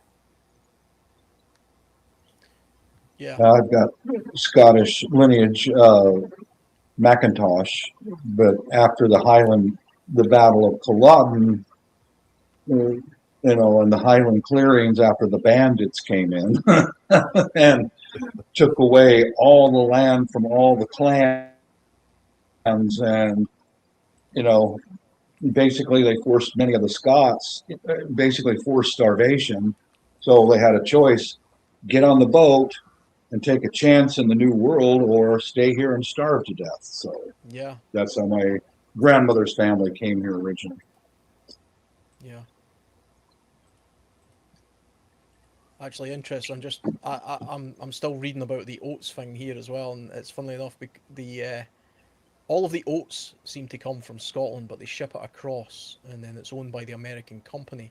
But funnily enough, Yeah. the brand that I was talking about that my grandmother gives me, which is just called Scots Porridge Oats, is also owned by Quaker Oats. Oh, So geez. they kind of own everything. But that dates back to hundreds and hundreds of years, and it was originally established as a company in Glasgow, hundreds of years ago. Yeah, because I was gonna say for the most part in the States, Quaker Oats is mainly just the name. They're not exclusively to just selling just oat or oat based Yeah, products. yeah, that seems to be They sell everything: Yeah. cookies, yeah. cereal, Yep. crackers. Mhm. Like there's Breakfast bars, bunch all of that. different little snacks, bunch of different names that actually fall under the Quaker Oats, main branding, which is ultimately owned by PepsiCo and Frito-Lay. Yeah. Well, it's one of the. Have you guys ever seen that chart where it basically shows you about 10 different companies and then all of the things that they own? Oh boy. You'll be able to find it online if you just put in companies that own everything. If you just put Google companies that own everything, you'll see it's like 8 or 10 companies like Coca-Cola, PepsiCo, these, Yeah. and then they own everything like Nestle. They basically Uh-huh. have like the rest of the world is owned by them. Basically, that's kind of how it Yep. works. Kind of sounds like Rollerball from 1975. Yeah. I remember a little bit about that movie, but not much. Well, like I know, like I had to rewatch that, but like I know the premise of that movie was like 6 companies own everything, Uh-huh. and they put these violent sports on TV called rollerball to entertain the masses and to keep everybody lulled in a false sense of security and all this stuff, and just bread and circus just to distract people. But I have to rewatch it. I haven't watched that in a while. I only started watching that because Dave Hodges on the Common Sense Show had talked about it, multiple times in his past broadcasts. It was like, all right, you know what? If Dave Hodges doesn't shut up about this, I better go and sit down and watch it. It's like, yeah, it's one of those draconian predictive programming, type movies, kind of like Charlton Heston's Soylent Green. Yeah. That Some big Soylent conglomerate Green, owning everything basically. the Soylent Green made my head spin. It's like, God, I hope we never get to that point. But you know what? We're actually kind of on that precipice right now. I mean, Yeah. we've already had leftists coming out of the woodworks talking about, well, we need to save the planet, and growing crops is emitting too much CO2, and raising livestock, creates too many greenhouse gases and blah blah blah. We had to eat bugs, and then they were also, some of them were hinting towards maybe we should start doing cannibalism. Yeah. So, like I said, I mean, some of these movies, as crazy as the premise may sound, it's not too far off base. And I think you guys would probably agree that whole carbon emissions, stop farming, is sponsored by those large food corporations. Yeah, the conglomerates. Yeah. Because eventually we're going to get to that point when people forget how to grow their own food. Where else are you going to get your food but from the PepsiCo, or Quaker Oats or whatever? Yeah, I bet you that whole let's start farming insects comes from those guys. Yeah, they own the insects. Yeah, I was going to say, I think Bill Gates was one of the first few people that started talking about eating insects, eating bugs. Yes. Mentioned some. I don't know if it was him specifically, but that was when the whole cockroach milk started coming about. And you sit down and you think about, what is cockroach milk? Well, the guts of a cockroach is white. It's just ground up fucking cockroach. That's all it is. I do remember hearing the thing. It was talking about crickets. Crickets, I heard about that too. Yeah, I've eaten insects. Yeah, I've eaten insects plenty of times. I mean, not just from a survival point of view, but you see it yourself, Bob. In Asia, it's not an uncommon thing to do. You can buy them like a snack.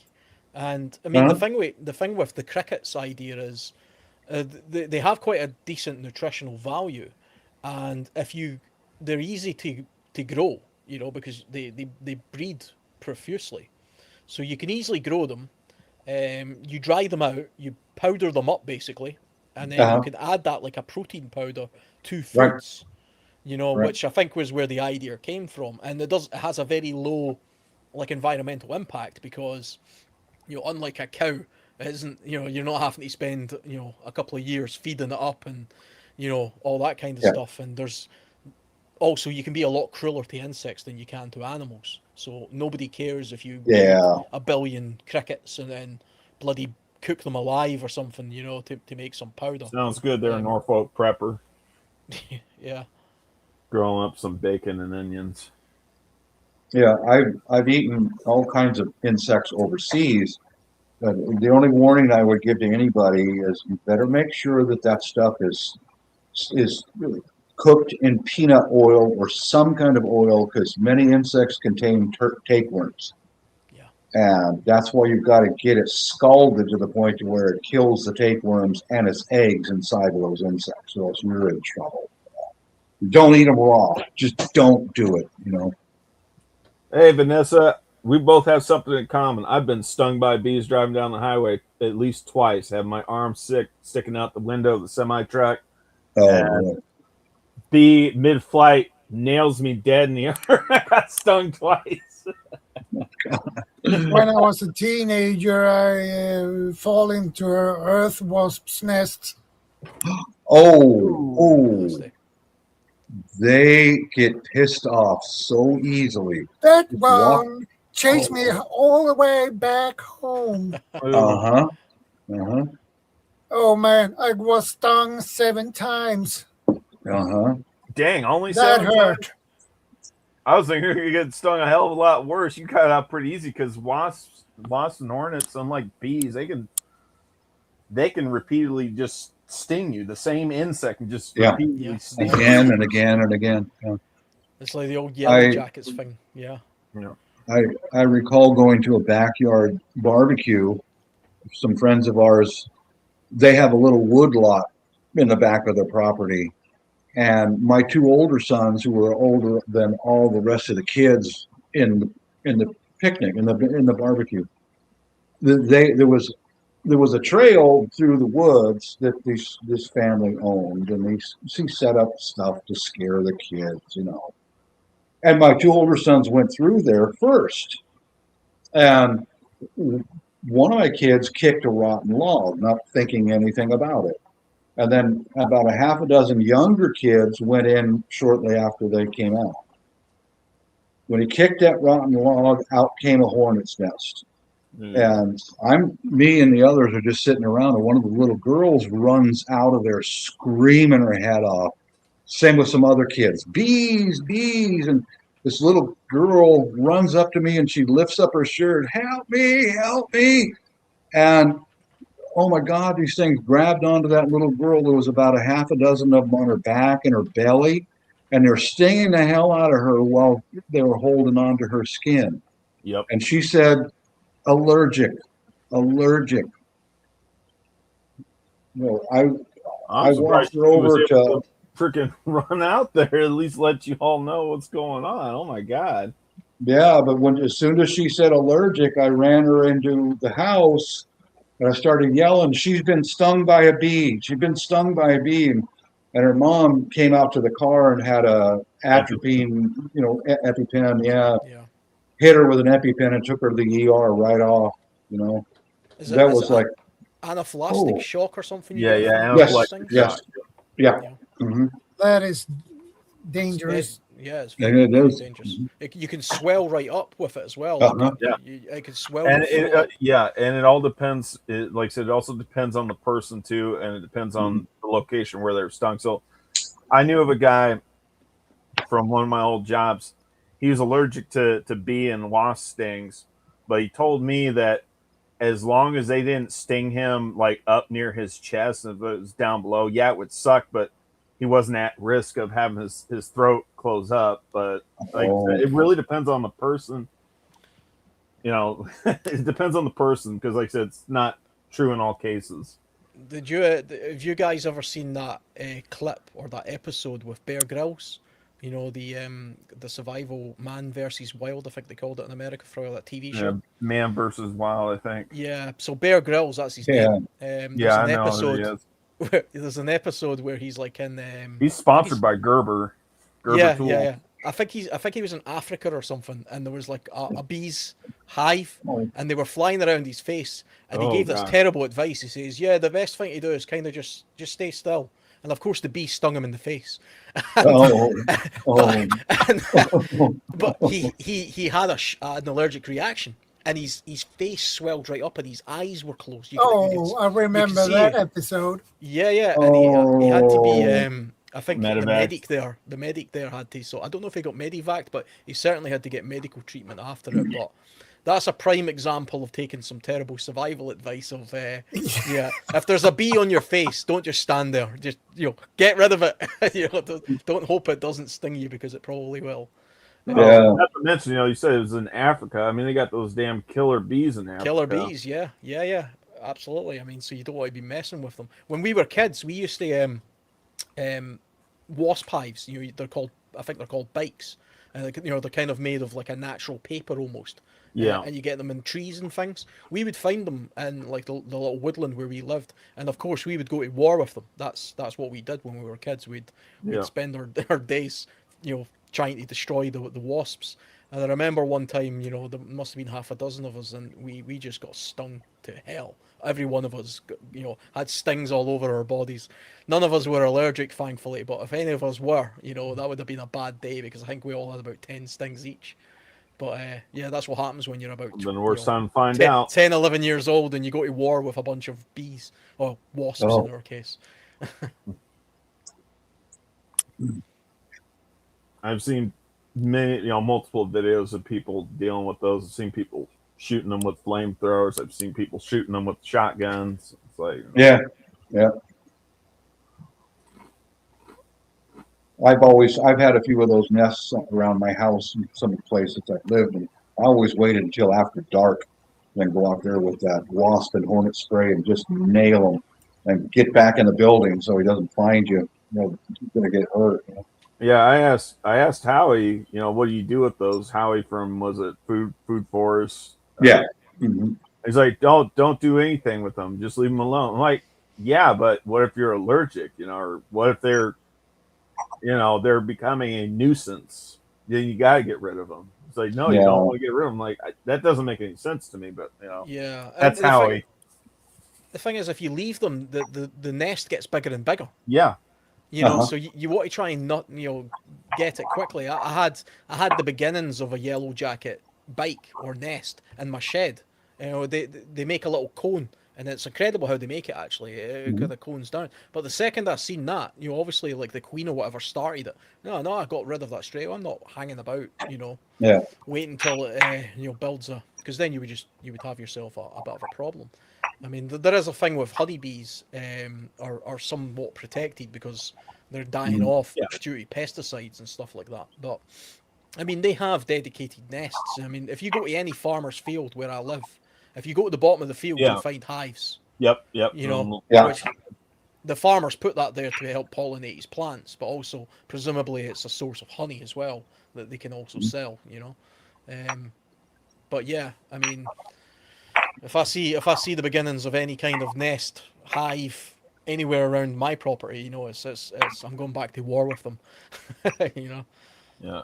Ironically enough, the lead singer and the two founding members of the metal band Metallica, James Hetfield and Lars Ulrich, they're avid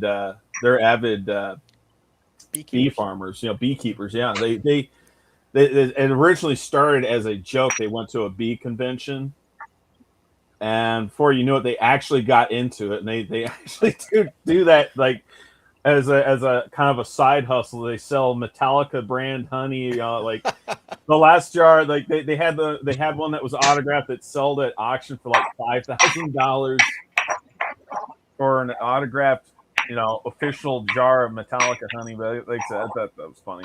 Sorry, I'm getting a little sidetracked here. That's one of the reasons why I'm converting my lawn into white Dutch clover, because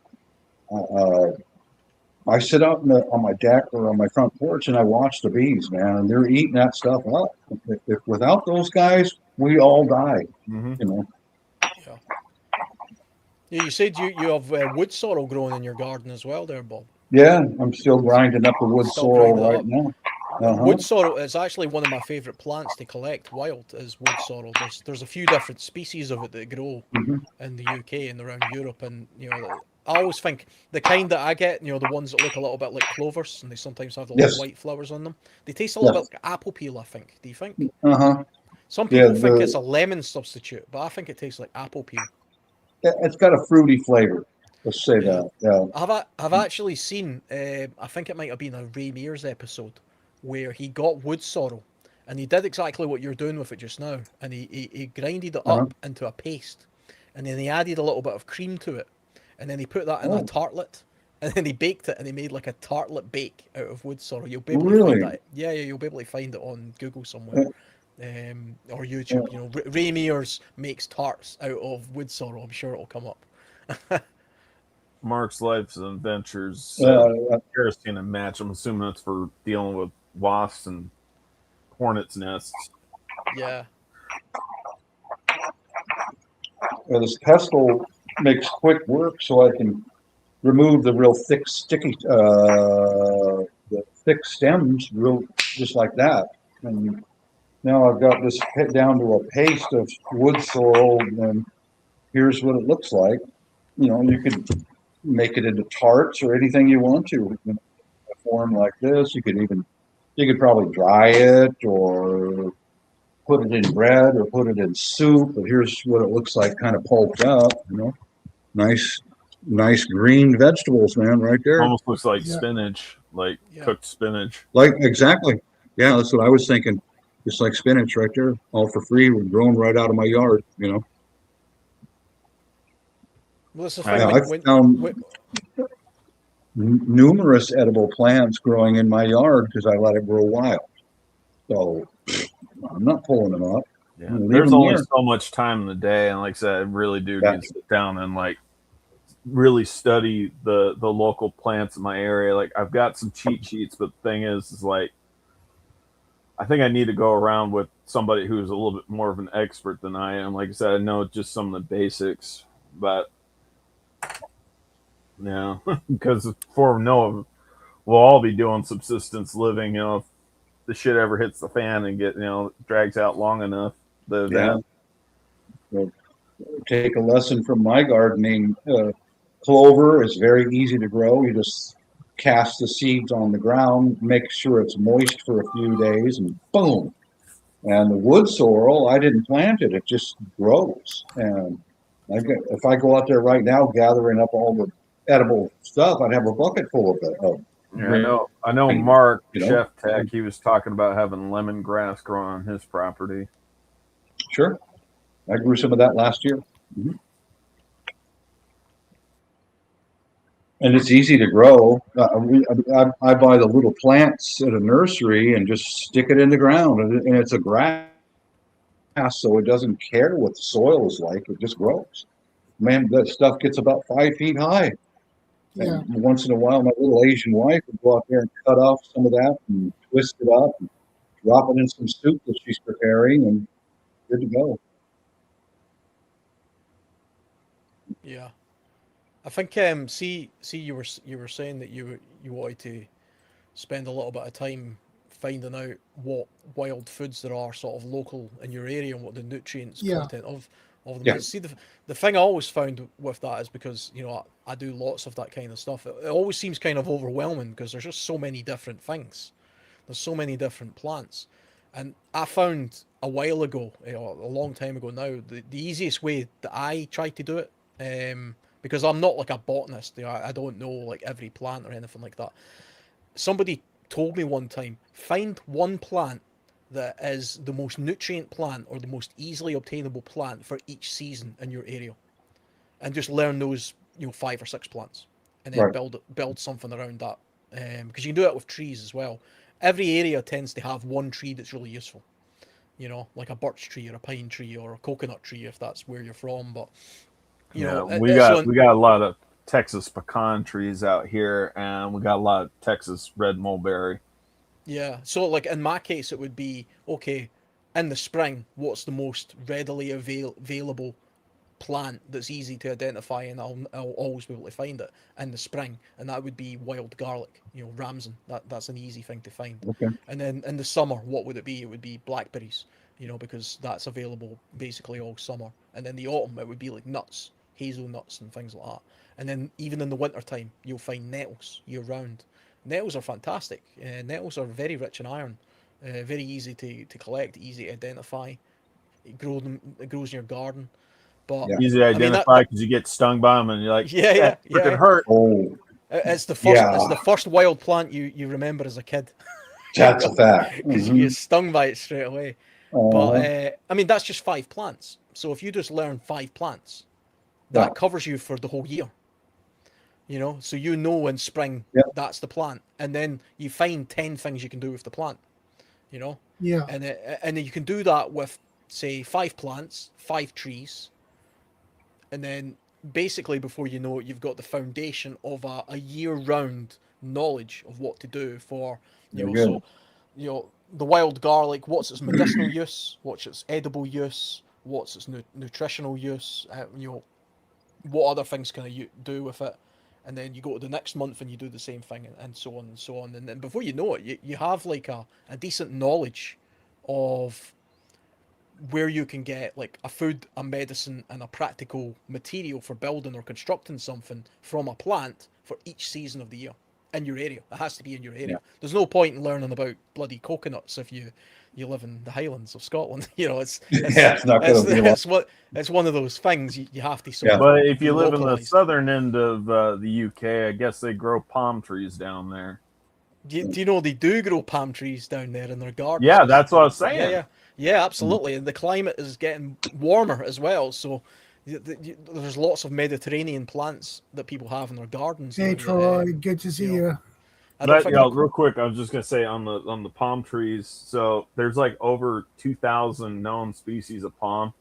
Oh yeah. Despite of popular belief, most of them do not produce coconuts. Correct. That's correct. You know, a lot of them, there's actually a larger majority of them that actually produce dates. Yeah. Yeah. Those are more like the desert variety. In the Philippines, there are tons of coconut palms, but people don't want those in their yards because when that coconut comes loose, which they do when it's ripe. They fall out of the tree, and if you're one of your kids, oh baby, it'll knock your head right off. I've seen a few date palms over in Asia, not many, but it's mostly coconuts. I've heard Yeah. more people die from coconuts falling. Yeah, I was going to say. Oh, I believe it. I believe it. I've seen areas where they have, like I'm not going to say in person. I'm saying like I've seen photos where they've got the coconut palms, and they'll actually have red and white signs, warning falling coconuts. Like it's not a joke. I mean, it sounds like a joke, but it's not.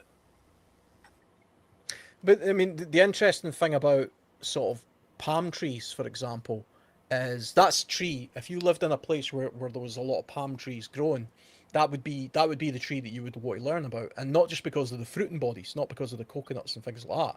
Because the palm heart is edible. That's it. The heart of palm is much easier to obtain. I mean, all you do is find sort of young part of the tree, a young palm tree or a young branch, and you peel it down like an onion until you get to the softy sort of core. Yeah, it's like kind of like a white, like meaty material.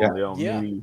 Yeah. Very rich in carbohydrate. It has a lot of sugars in there as well, I believe. I've never tried it actually. It's not something I've ever tried, but I'm aware of it. And if I lived in a place where there was a lot of those trees growing, that would be the main tree that I would focus on, because that's the main tree. And if I lived somewhere else, it would be a different tree. For me, really, it's birch trees. So I think birch tree is one of the most useful trees where I live. You can't really eat it, but it has lots of other practical uses. Although you can get birch sap from it a few weeks of the year, which is pretty good. Yeah. If you want to, Steve, if you want to learn a little bit about edible plants, I started by, like that. I got growing in my yard is creeping sorrel, and woodland sorrel. And the way I did it was, this stuff's all over the place. It looks like clover. I went to Google, plant that looks like clover. Click and go to images until I find the one. Bang, there it is. And there's a purple type of sorrel. That's creeping sorrel. Bang, bang. That's how I started learning, one plant at a time. One plant. I also saw in my backyard and in the front a little bit, comfrey. That's a very edible plant. Was by the former owner had planted some comfrey, and it just comes up. Yeah. Because I guess that stuff's got a massive root bowl that you'll never get rid of, and it just comes up in my lawn. It's like, oh, okay, there's something else in there that I can eat. One plant at a time, just like Alan was saying, one plant at a time. Yeah. I got a lot of Bermuda grass, but I doubt Bermuda grass is edible. I was out doing some I've got one son. He's nine and a half years old. He's on holiday just now from school, and we were out walking in the woods just a couple of days ago, and he always likes to sort of point out things that he's like, can you eat this? Can you eat this? What can you do with this? And he always says to me, is this poisonous? And I keep saying to him, I'm trying to teach him, I was like, look, just assume everything is poisonous. Yeah. Right? Don't look for the poisonous plants. Just look for the edible plants and assume everything else is poisonous. That's the way to do it. Because there's just too many plants to learn. Yeah. So the safest thing to do is focus entirely on, you 100% know this is edible and safe, and then assume the one that you don't know is poisonous, and you won't go wrong with that. I think that's a decent principle to sort of go by. Yeah. And then same with mushrooms. Yeah. Do you know? Mm-hmm. I don't mess with mushrooms. I don't mess with mushrooms. I don't either. Yeah, because I don't either. Even though I probably know about maybe a dozen edible mushrooms in my area, I can identify them really easily. Some of them are really easy to identify, but I don't like the taste of any mushroom. And they're not that nutritionally rich, to be honest, if you look at them from a nutritional point of view. They have a lot of protein, but... And it's not a lot. I mean, they might have some protein, but it's not a lot of protein. Not if you compare it to... Certain mushrooms do have protein in them, but like I said, my issue is like, there's a lot of mushrooms that look similar to one another. You think that you've got like an edible morale, and you find out it's something else. It's completely toxic, and that's the thing I don't want. That's why I won't mess with mushrooms, just because you just don't know. And even the people that are quote unquote experts that do this stuff regularly, They make do mistakes. it. Yeah, there have been plenty of documented instances where they made mistakes and they died. Yeah, I mean, we have a mushroom grown in the UK called the death cap mushroom, which is a We particularly got them nasty here in the mushroom. States too. Yeah, Yeah. I mean, it's horrendous how they kill you actually, because you feel sick. Apparently, when you eat it, you feel a bit sick, like you've got the flu, and then you recover, and then you die. And there's no cure. So you think you're getting better. No thanks. You feel really sick, and then suddenly you feel okay, and you think you're okay, and then your organs shut down and you die. And apparently, it's almost impossible. Even if you go to a doctor and say, "Look, I've eaten a bunch of these mushrooms," they can pump your stomach and stuff. But if you've There's no antidote. absorbed, there's no antidote. If you've absorbed the toxin, that's it. It's like Yeah. a goner. Why the hell risk that for something that tastes terrible? I don't get it. But Yeah, I got a nurse story similar to that. Was a young lady and her grandpa picked mushrooms, and her grandpa was like 80 years old, and he was the one sorting them out, which ones are edible. Grandpa's memory wasn't so good. She was 30 something years old. He was 80. They both ate them, and they both wound up in a hospital. He died. He's too old to be able to. She lived, but she's going to have to be on dialysis for the rest of her life because it killed her kidneys. So Yeah. mushrooms, no thank you. Yeah, because I pick only chanterelles because that is the only mushroom I recognize. Yeah. I think the only way I would eat a chanterelle is if I'm starving to death under a fir tree, shivering in the woods. I mean, that'd be the only way I would eat one. that one guy that was in Steve Corsair Trainer's live stream side chat. His name was Palmetto Preparedness. Yes. Yeah, he grows mushrooms on a regular basis. He's got dedicated logs that he had felled on his property, and he buys these. They're like little dowel rods, but they've got the spores, the mushroom spores, and he grows different varieties of mushrooms. So, but evidently he can also hunt them in the wild too. But again, this is a classic example. This is a guy who knows what he's doing, but he's not infallible. He could eventually one day make the mistake. Like what you were describing with the 80-year-old and the 30-something-year-old. Yeah. I also lost a distant relative, same situation. His grown-up daughter, she was in her 40s and he was in his 70s. They went up in the Cascade Mountains during chanterelle season. They were walking down a hill to get to an area. He had a stroke, and she could not make him stop walking. He would not stop walking and sit down. Well, they got lost, separated, and 3 or 4 days later, search and rescue finally found them. And he died of exposure because they were just going to go down the hill a little bit and then come back to the car, right? She lived. He didn't. He died out there in the woods of exposure.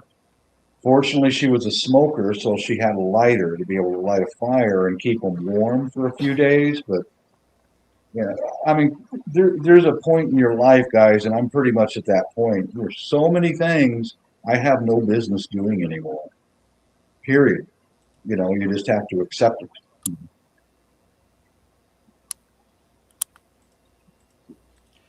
Yeah, I definitely agree with you, Bob, about that one. The Yeah. older you get, you don't get into same situations as you did when you were in your 30s. Bingo. Because you won't Stay make away it from back it. out. Mhm. Stay away from it.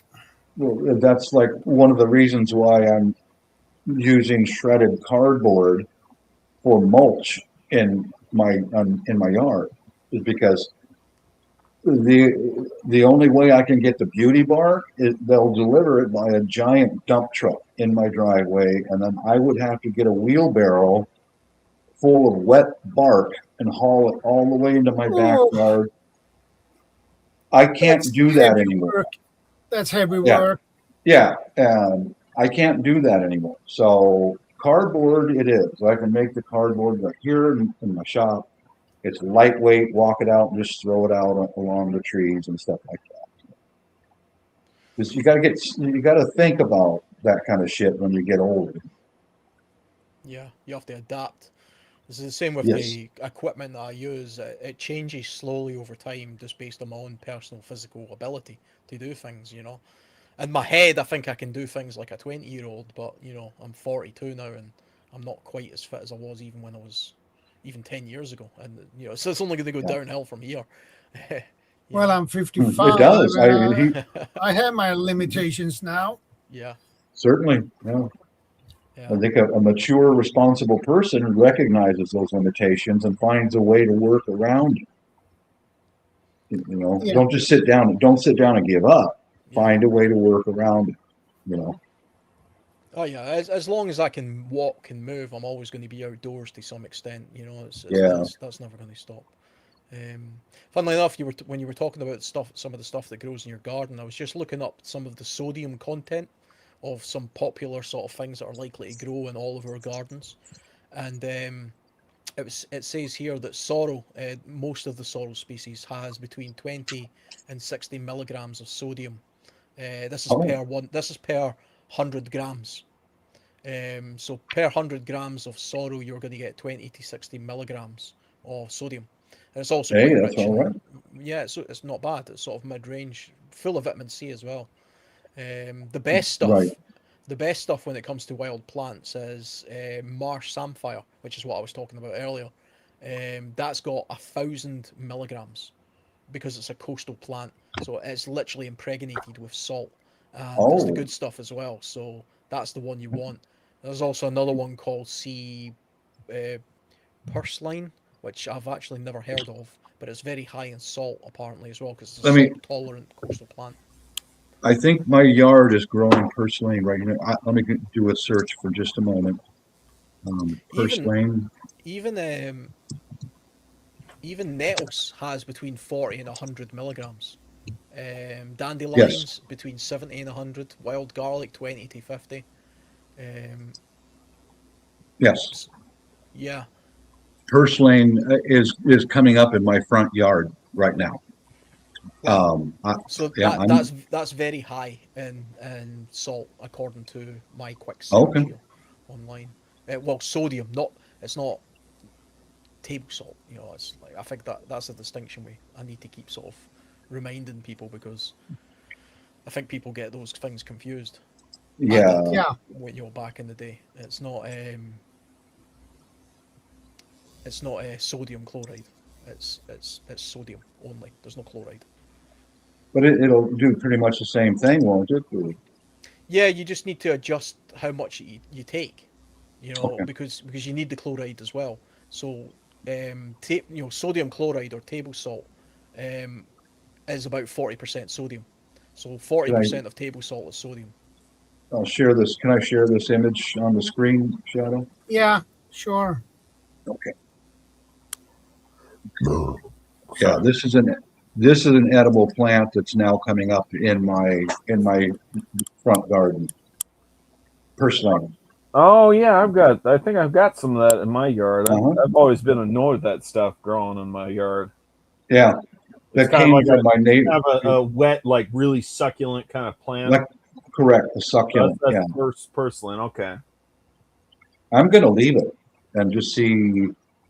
I just get annoyed at that stuff taking over my front yard, but I guess I better just leave it alone. Yeah. I see a lot of that in my backyard too. Mm-hmm.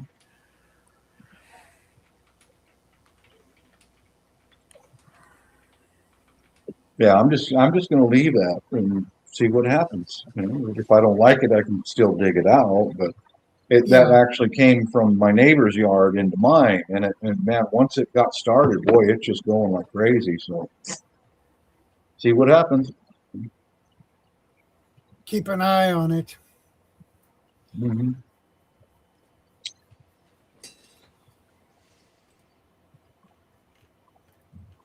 F the C heads bought? What? Yeah, I was reading the side chat. F the C heads bought. Yeah, really, when it comes to looking for sodium, it's really the animal foods that you're going to want to sort of pay attention. Seaweed, I mean, dried seaweed's got an enormous amount Yeah. of Yes. sodium in it. But then you go into the sort of shellfish, so oysters and things like My that. You know, my Shrimps. roommate and my one good friend, they both make fun of me for eating dry Oh, they, seaweed snacks. They was like, so what? You gonna start wearing skinny jeans and wearing a man bun and start drinking soy lattes? I joke about it because it's like, avocado on toast and all that. I can't no, but imagine you like, wearing a man bun. No.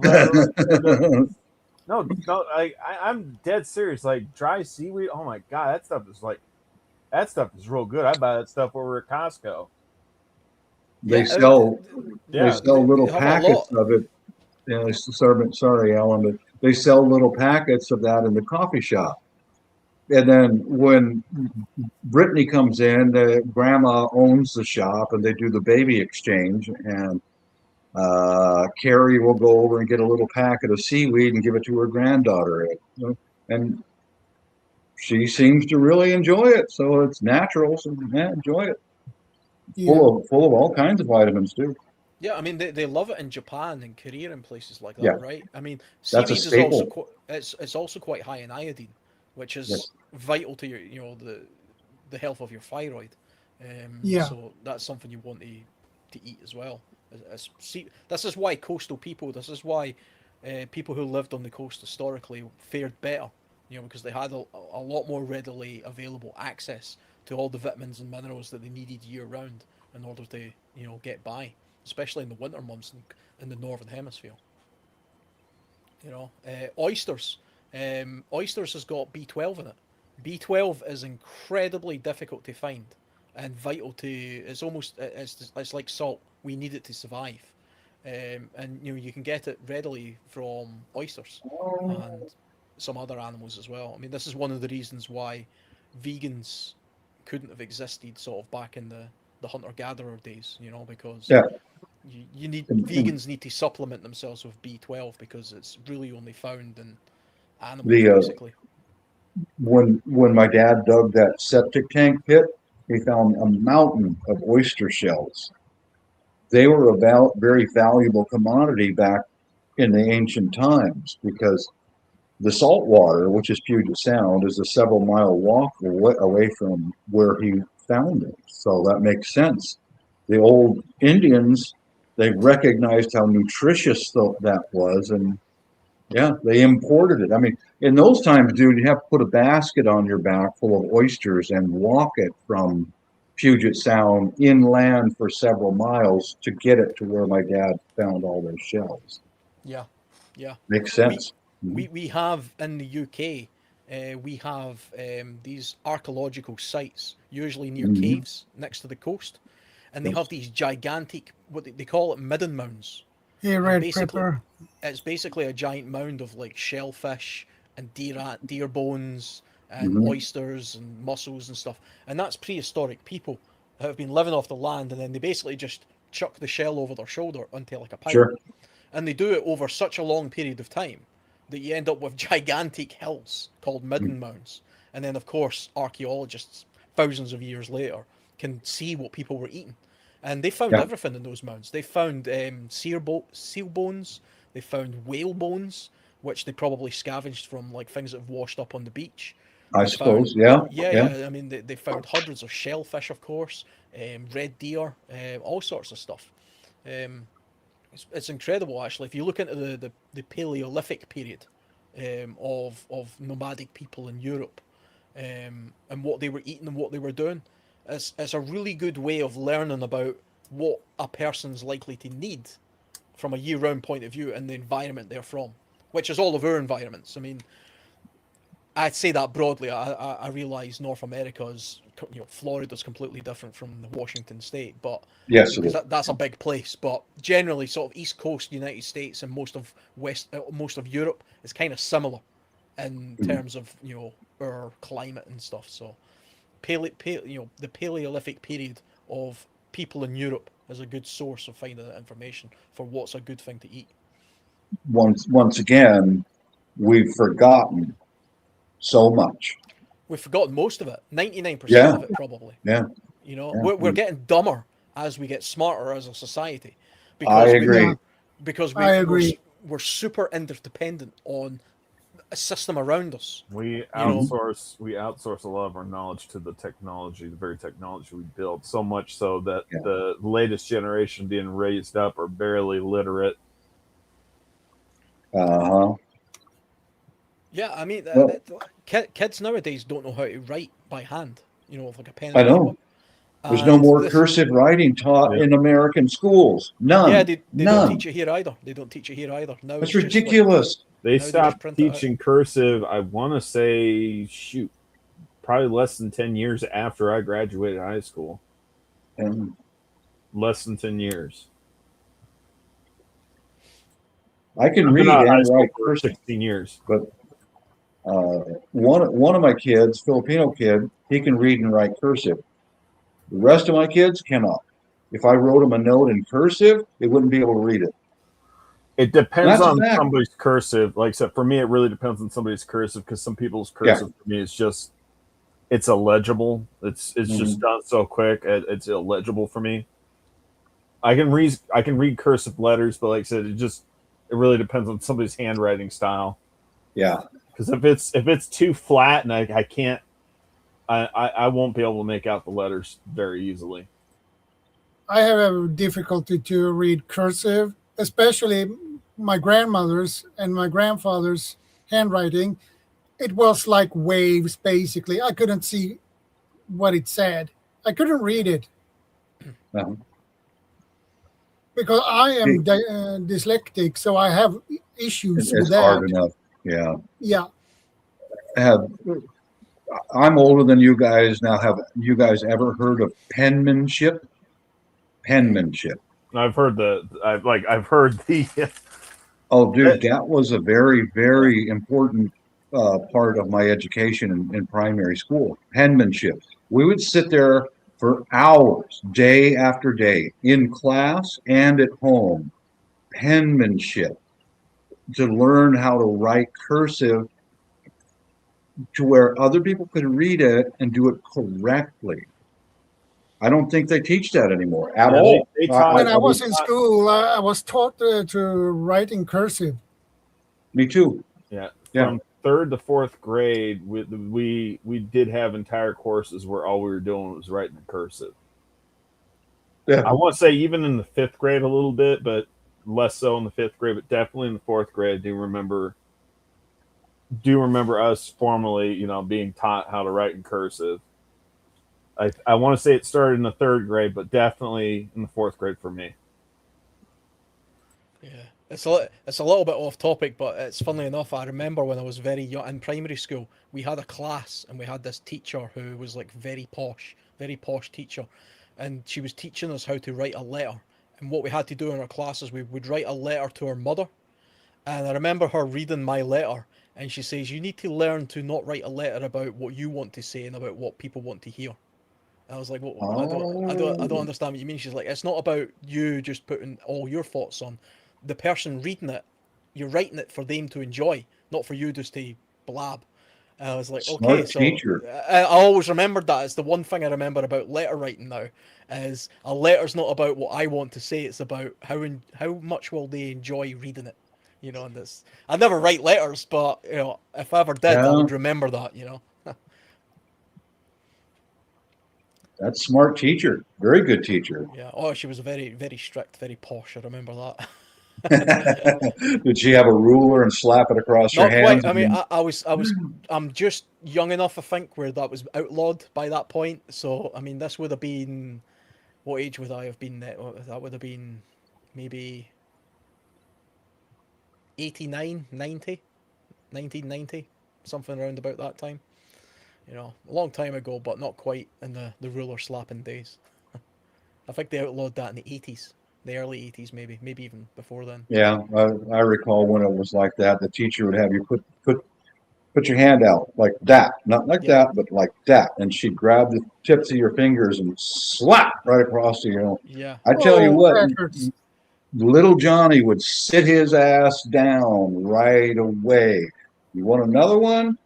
You know, da da da da da. And by God, it worked because the little hyperspastics who now would be spoon-fed medication for the rest of their lives, they learned real quick because that hurts. Okay, I don't want to do that again.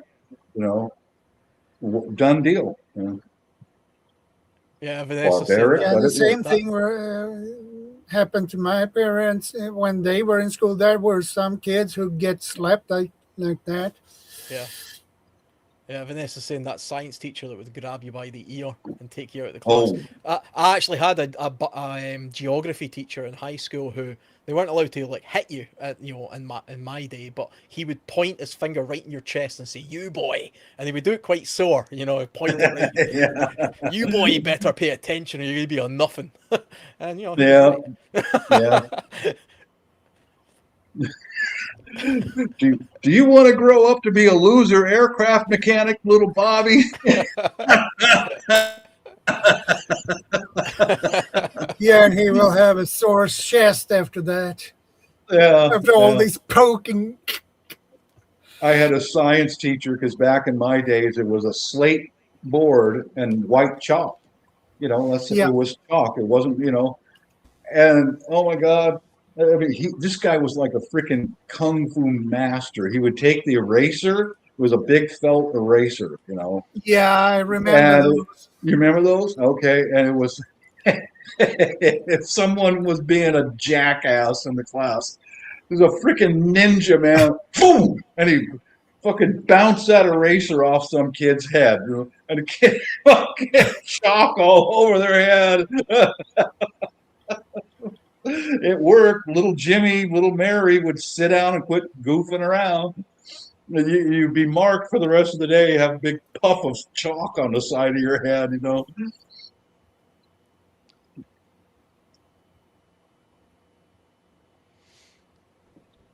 Yeah, that's a good question. 65, 60. Yeah. Oh, yeah, I don't know. Well, nowadays they don't do anything like that. Now they shove them a mouthful of pharmaceuticals, and put a ABA, elemental P, Yeah, and that follows you for the rest of your life, yeah. and a bucket full of pills, and little Jimmy's been medicated. Oh, hooray! And Yeah. yet we wonder why we've got a bunch of mass shootings around here. Oh yeah, I wonder why. Yeah, because you start off with a bunch of kids and who all they need is 10 minutes of additional attention, every once in a while. Instead, put a cell phone in their hand and put a bottle of tablets in their other hand. Jimmy's medicated, and their moms can go, Yeah, and he's "Poor totally son." stoned on his lessons. Yeah, yeah. Yeah, I don't know. Maybe I'm too old. I'm a freaking dinosaur, man. Yeah, that is what I should people go would think of extinct me sooner or too. later. Yeah. Look at Alan sitting there wanting to say something. Yeah, I was just thinking there. And you remember, like nowadays, you would have that one annoying kid who disrupts everybody, and they would say, "Oh yeah, he's got learning whatever disabilities, and he's got this and he's got that." It's like, hey, back in my day, he would just be a dick, and Yeah, he would pretty just much. he would just be an annoying kid, and you would ignore him, and they would eventually go and grow up and be normal anyway, But nowadays, you can actually get entire classrooms nowadays in the UK where 100% of the kids in the classroom have got some sort of diagnosis. Yeah.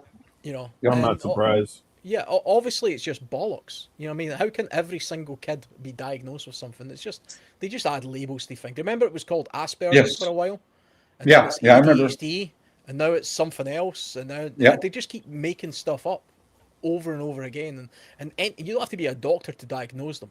You could just be a random teacher. It's like, yeah, he fidgets on his seat now and again, so he's got something. Maybe he's just bored.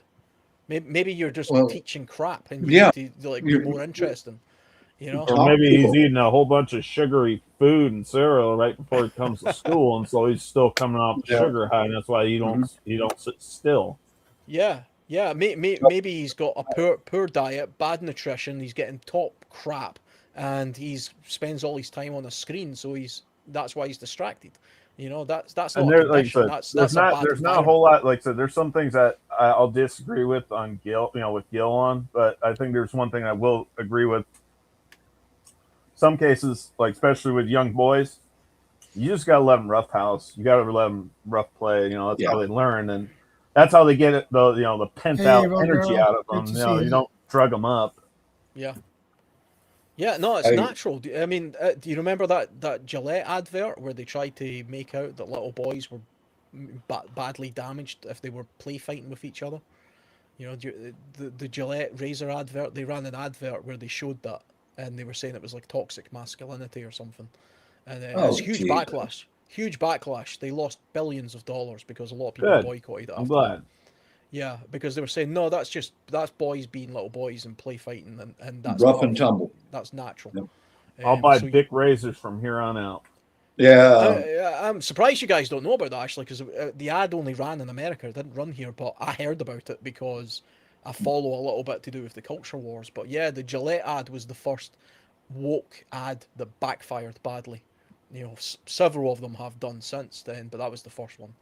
I Go woke, remember go a woke. whiskey commercial of some kind. I don't remember what brand of liquor it was, but it was a Spanish commercial for Spain like, and this was a Christmas commercial, and this grandfather putting on his late wife's makeup and all this shit, and then he gets his No, grandson and does the same no. thing as so he didn't want to be called Andy anymore. What the hell was he calling himself? Alanya or something stupid. It's like, what the hell does this have to do with whiskey? They got a whole bunch of backlash. That came out back in like 2022 or 2021. Yeah. I'll make one channel announcement, guys. I'm gonna go live 6 p.m. Sunday Pacific time, and the topic will be grifters because I'm dealing with a local grifter. But before I go, I want to tell you this. I went right after I retired. I'm home alone, so I logged into a chat program called Camfrog. If it's still around, don't go there. It's Cam horrible, what? man. Camfrog. Cam fraud. Yeah, because this is where all the ADHD disabled idiots land, and they remain there for life on Camfrog. It's a webcam based chat similar to this. One day, there were two young women. They were attractive young women, probably 20 something. They competed. One was living in Canada, one was living in the United States, about who took more pharmaceuticals. And the Stupid. American girl took out crates of pharmaceuticals that she's taking currently, box after box after box. And the Canadian girl opened up her bedroom closet, and from one end of her bedroom closet to the other was full of pharmaceutical bottles that they both took every day. Every day. You Do they wonder have a where pharmacy? suicides and yeah, they were a pharmacy that all these medication, both of these attractive young ladies were prescribed over their youth. In their teens, they've been taking all this stuff for years. And I wonder why we have school shootings and on and on. I mean, these kids are, and that was one of my deciding factors because I could not find more than 2 or 3 rational, reasonable people on that chat program to talk to. I logged off. I'm like, I'm done because every young person was so screwed up in the head from England, from Scotland, from Canada, the United States, Australia. They were all living on pharmaceuticals and they could not maintain any composure of any kind. Anything would set them off. They jump up in the air and scream. It's like, God help us all. And have you noticed that? I don't mean to put race in this, but have you noticed that most of them they're liberal white women?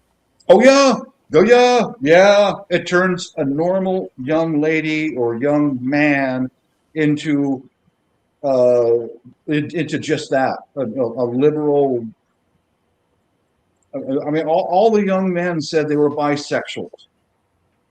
Like, what the fuck are you talking about, dude? You're 19 years old. What are you talking about? You're just a kid. How could you say that? Well, that's how I feel. The Australians were terrible because they were taught in their schools very young that there are no straight white males because you're dirty.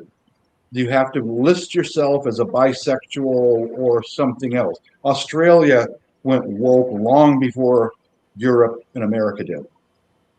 Terrible, terrible. But I only lasted on that program for a short period because I couldn't find anybody rational I could talk to. I think luckily Sorry. the pendulum seems to be swinging back a little bit now. You know, So, yeah, let's hope so. nature's healing a little bit when it comes to that crazy kind of stuff now. But I it could wonder always how go many. back. I mean, it could always swing the other way. I mean, it's, Yeah, it happens.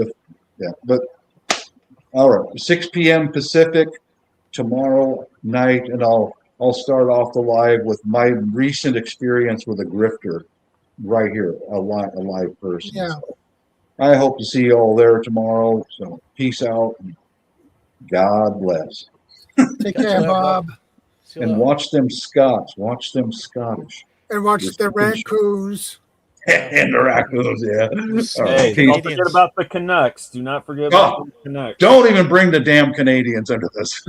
All they are. I'm surprised I haven't We're seen CR in this side chat period. You know, I was like, where the hell did he go? The He's Canadians planning, and he's the- plotting something. That's what he's doing. the Canadians and the I Scots guarantee are it on the involves same hockey and parallel. maple They're syrup. on the same. God bless the guy. Later. Later, Bye, Bob. Bob.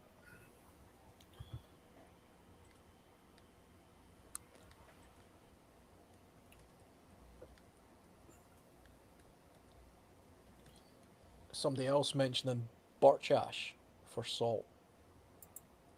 Yeah, it is Howie. there's that. Food forest there's that. permaculture. Yeah. Do you know, it honestly isn't something I've ever really looked into before, is getting salt from ash before. Other than the school trip type thing I was talking about earlier. Because I don't think Yeah. you would get a lot out of it. I think it would be minuscule. But I could be totally wrong. I'll need to research it a little bit more.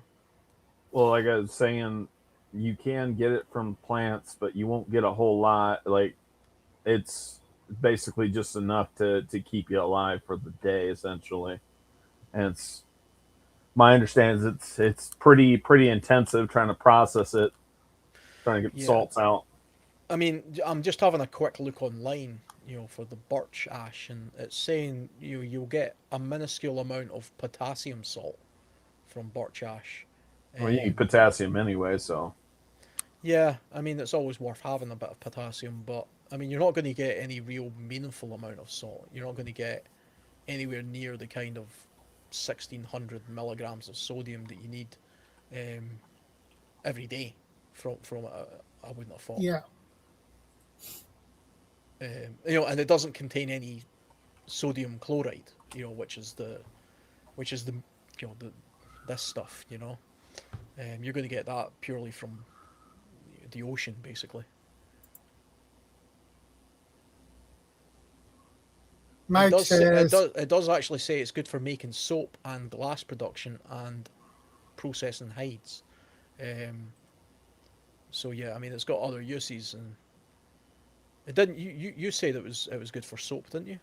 Or the ash. Somebody said it was good for making soap. Wood ash. You Yeah. use wood ash to make soap. You use wood ash combined with animal fat, some kind of lard or some sort of fatty substance, because the ash itself, it's very harsh, but what it does is it dries a lot of surfaces out, and it naturally kills viruses and bacteria. The problem with it, though, is like I said, when we're talking about like making soaps with wood ash, you have to let it sit and cure for like a month, because you can literally burn your skin with the stuff. Yeah, I mean, there's probably much easier ways as well of even if you're looking to make soap, oak leaves and things like that. There's easier ways of doing it. Yeah, but like I said, that's my understanding. At least how soap was made over here back in the day. It was made with wood ash and like pig lard. Yeah, I know. I mean, a lot of soap is made of animal fat, so I know some of the best soap is made that way. I just know that from watching the movie Fight Club. You know, Yeah, you can also make fantastic explosives from it. In the movie, anyway. I don't know if that's true, but Yeah. certainly in that movie you could. I don't know. Anymore, anything censored on the internet, you can't even ask Grok, for educational purposes. How do you do this? Oh, I can't Yeah, do yeah. that. I won't type into my computer. Can I make explosives from soap? Probably not the best idea. Like I've always wanted to know, but yeah, I might just I don't know. I might do what they do on what the hell is that YouTube channel? Oh my god, what was the name? Ordnance. What was it called? Ordnance Labs. I might just go ahead and just get my explosives license and start manufacturing explosives legally or something like that. That's what I might do, just so I can stay above board. That's true. I've already broke the rules. Mike is reminding me that the first rule and the second rule is don't talk about Fight Club. Yeah. Well, guys, I think it's time to wrap things up now. All right. Yeah, Well, that was. I think we covered most of the thing anyway, so thanks for stopping by. I Thanks for having appreciate me. it. Yeah, thanks for having me on. It was interesting. It's like good thing about these chats, these random subjects, is it gets people thinking about things that are overlooked, because not a lot of people think about, do you have enough salt? How much salt do you actually need, and where can you get it from if you can't go to a supermarket? It's something you just don't really think about, or the average person doesn't. I haven't thought about source and salt from anything for years, Yeah. years and years. So because I've seen the title of this podcast, I very quickly sort of ran through my memory of Okay, what Mike. do I know about salt in the wild, and it's got me thinking, and I've learned a few things while I've been on here. So yeah, it was good.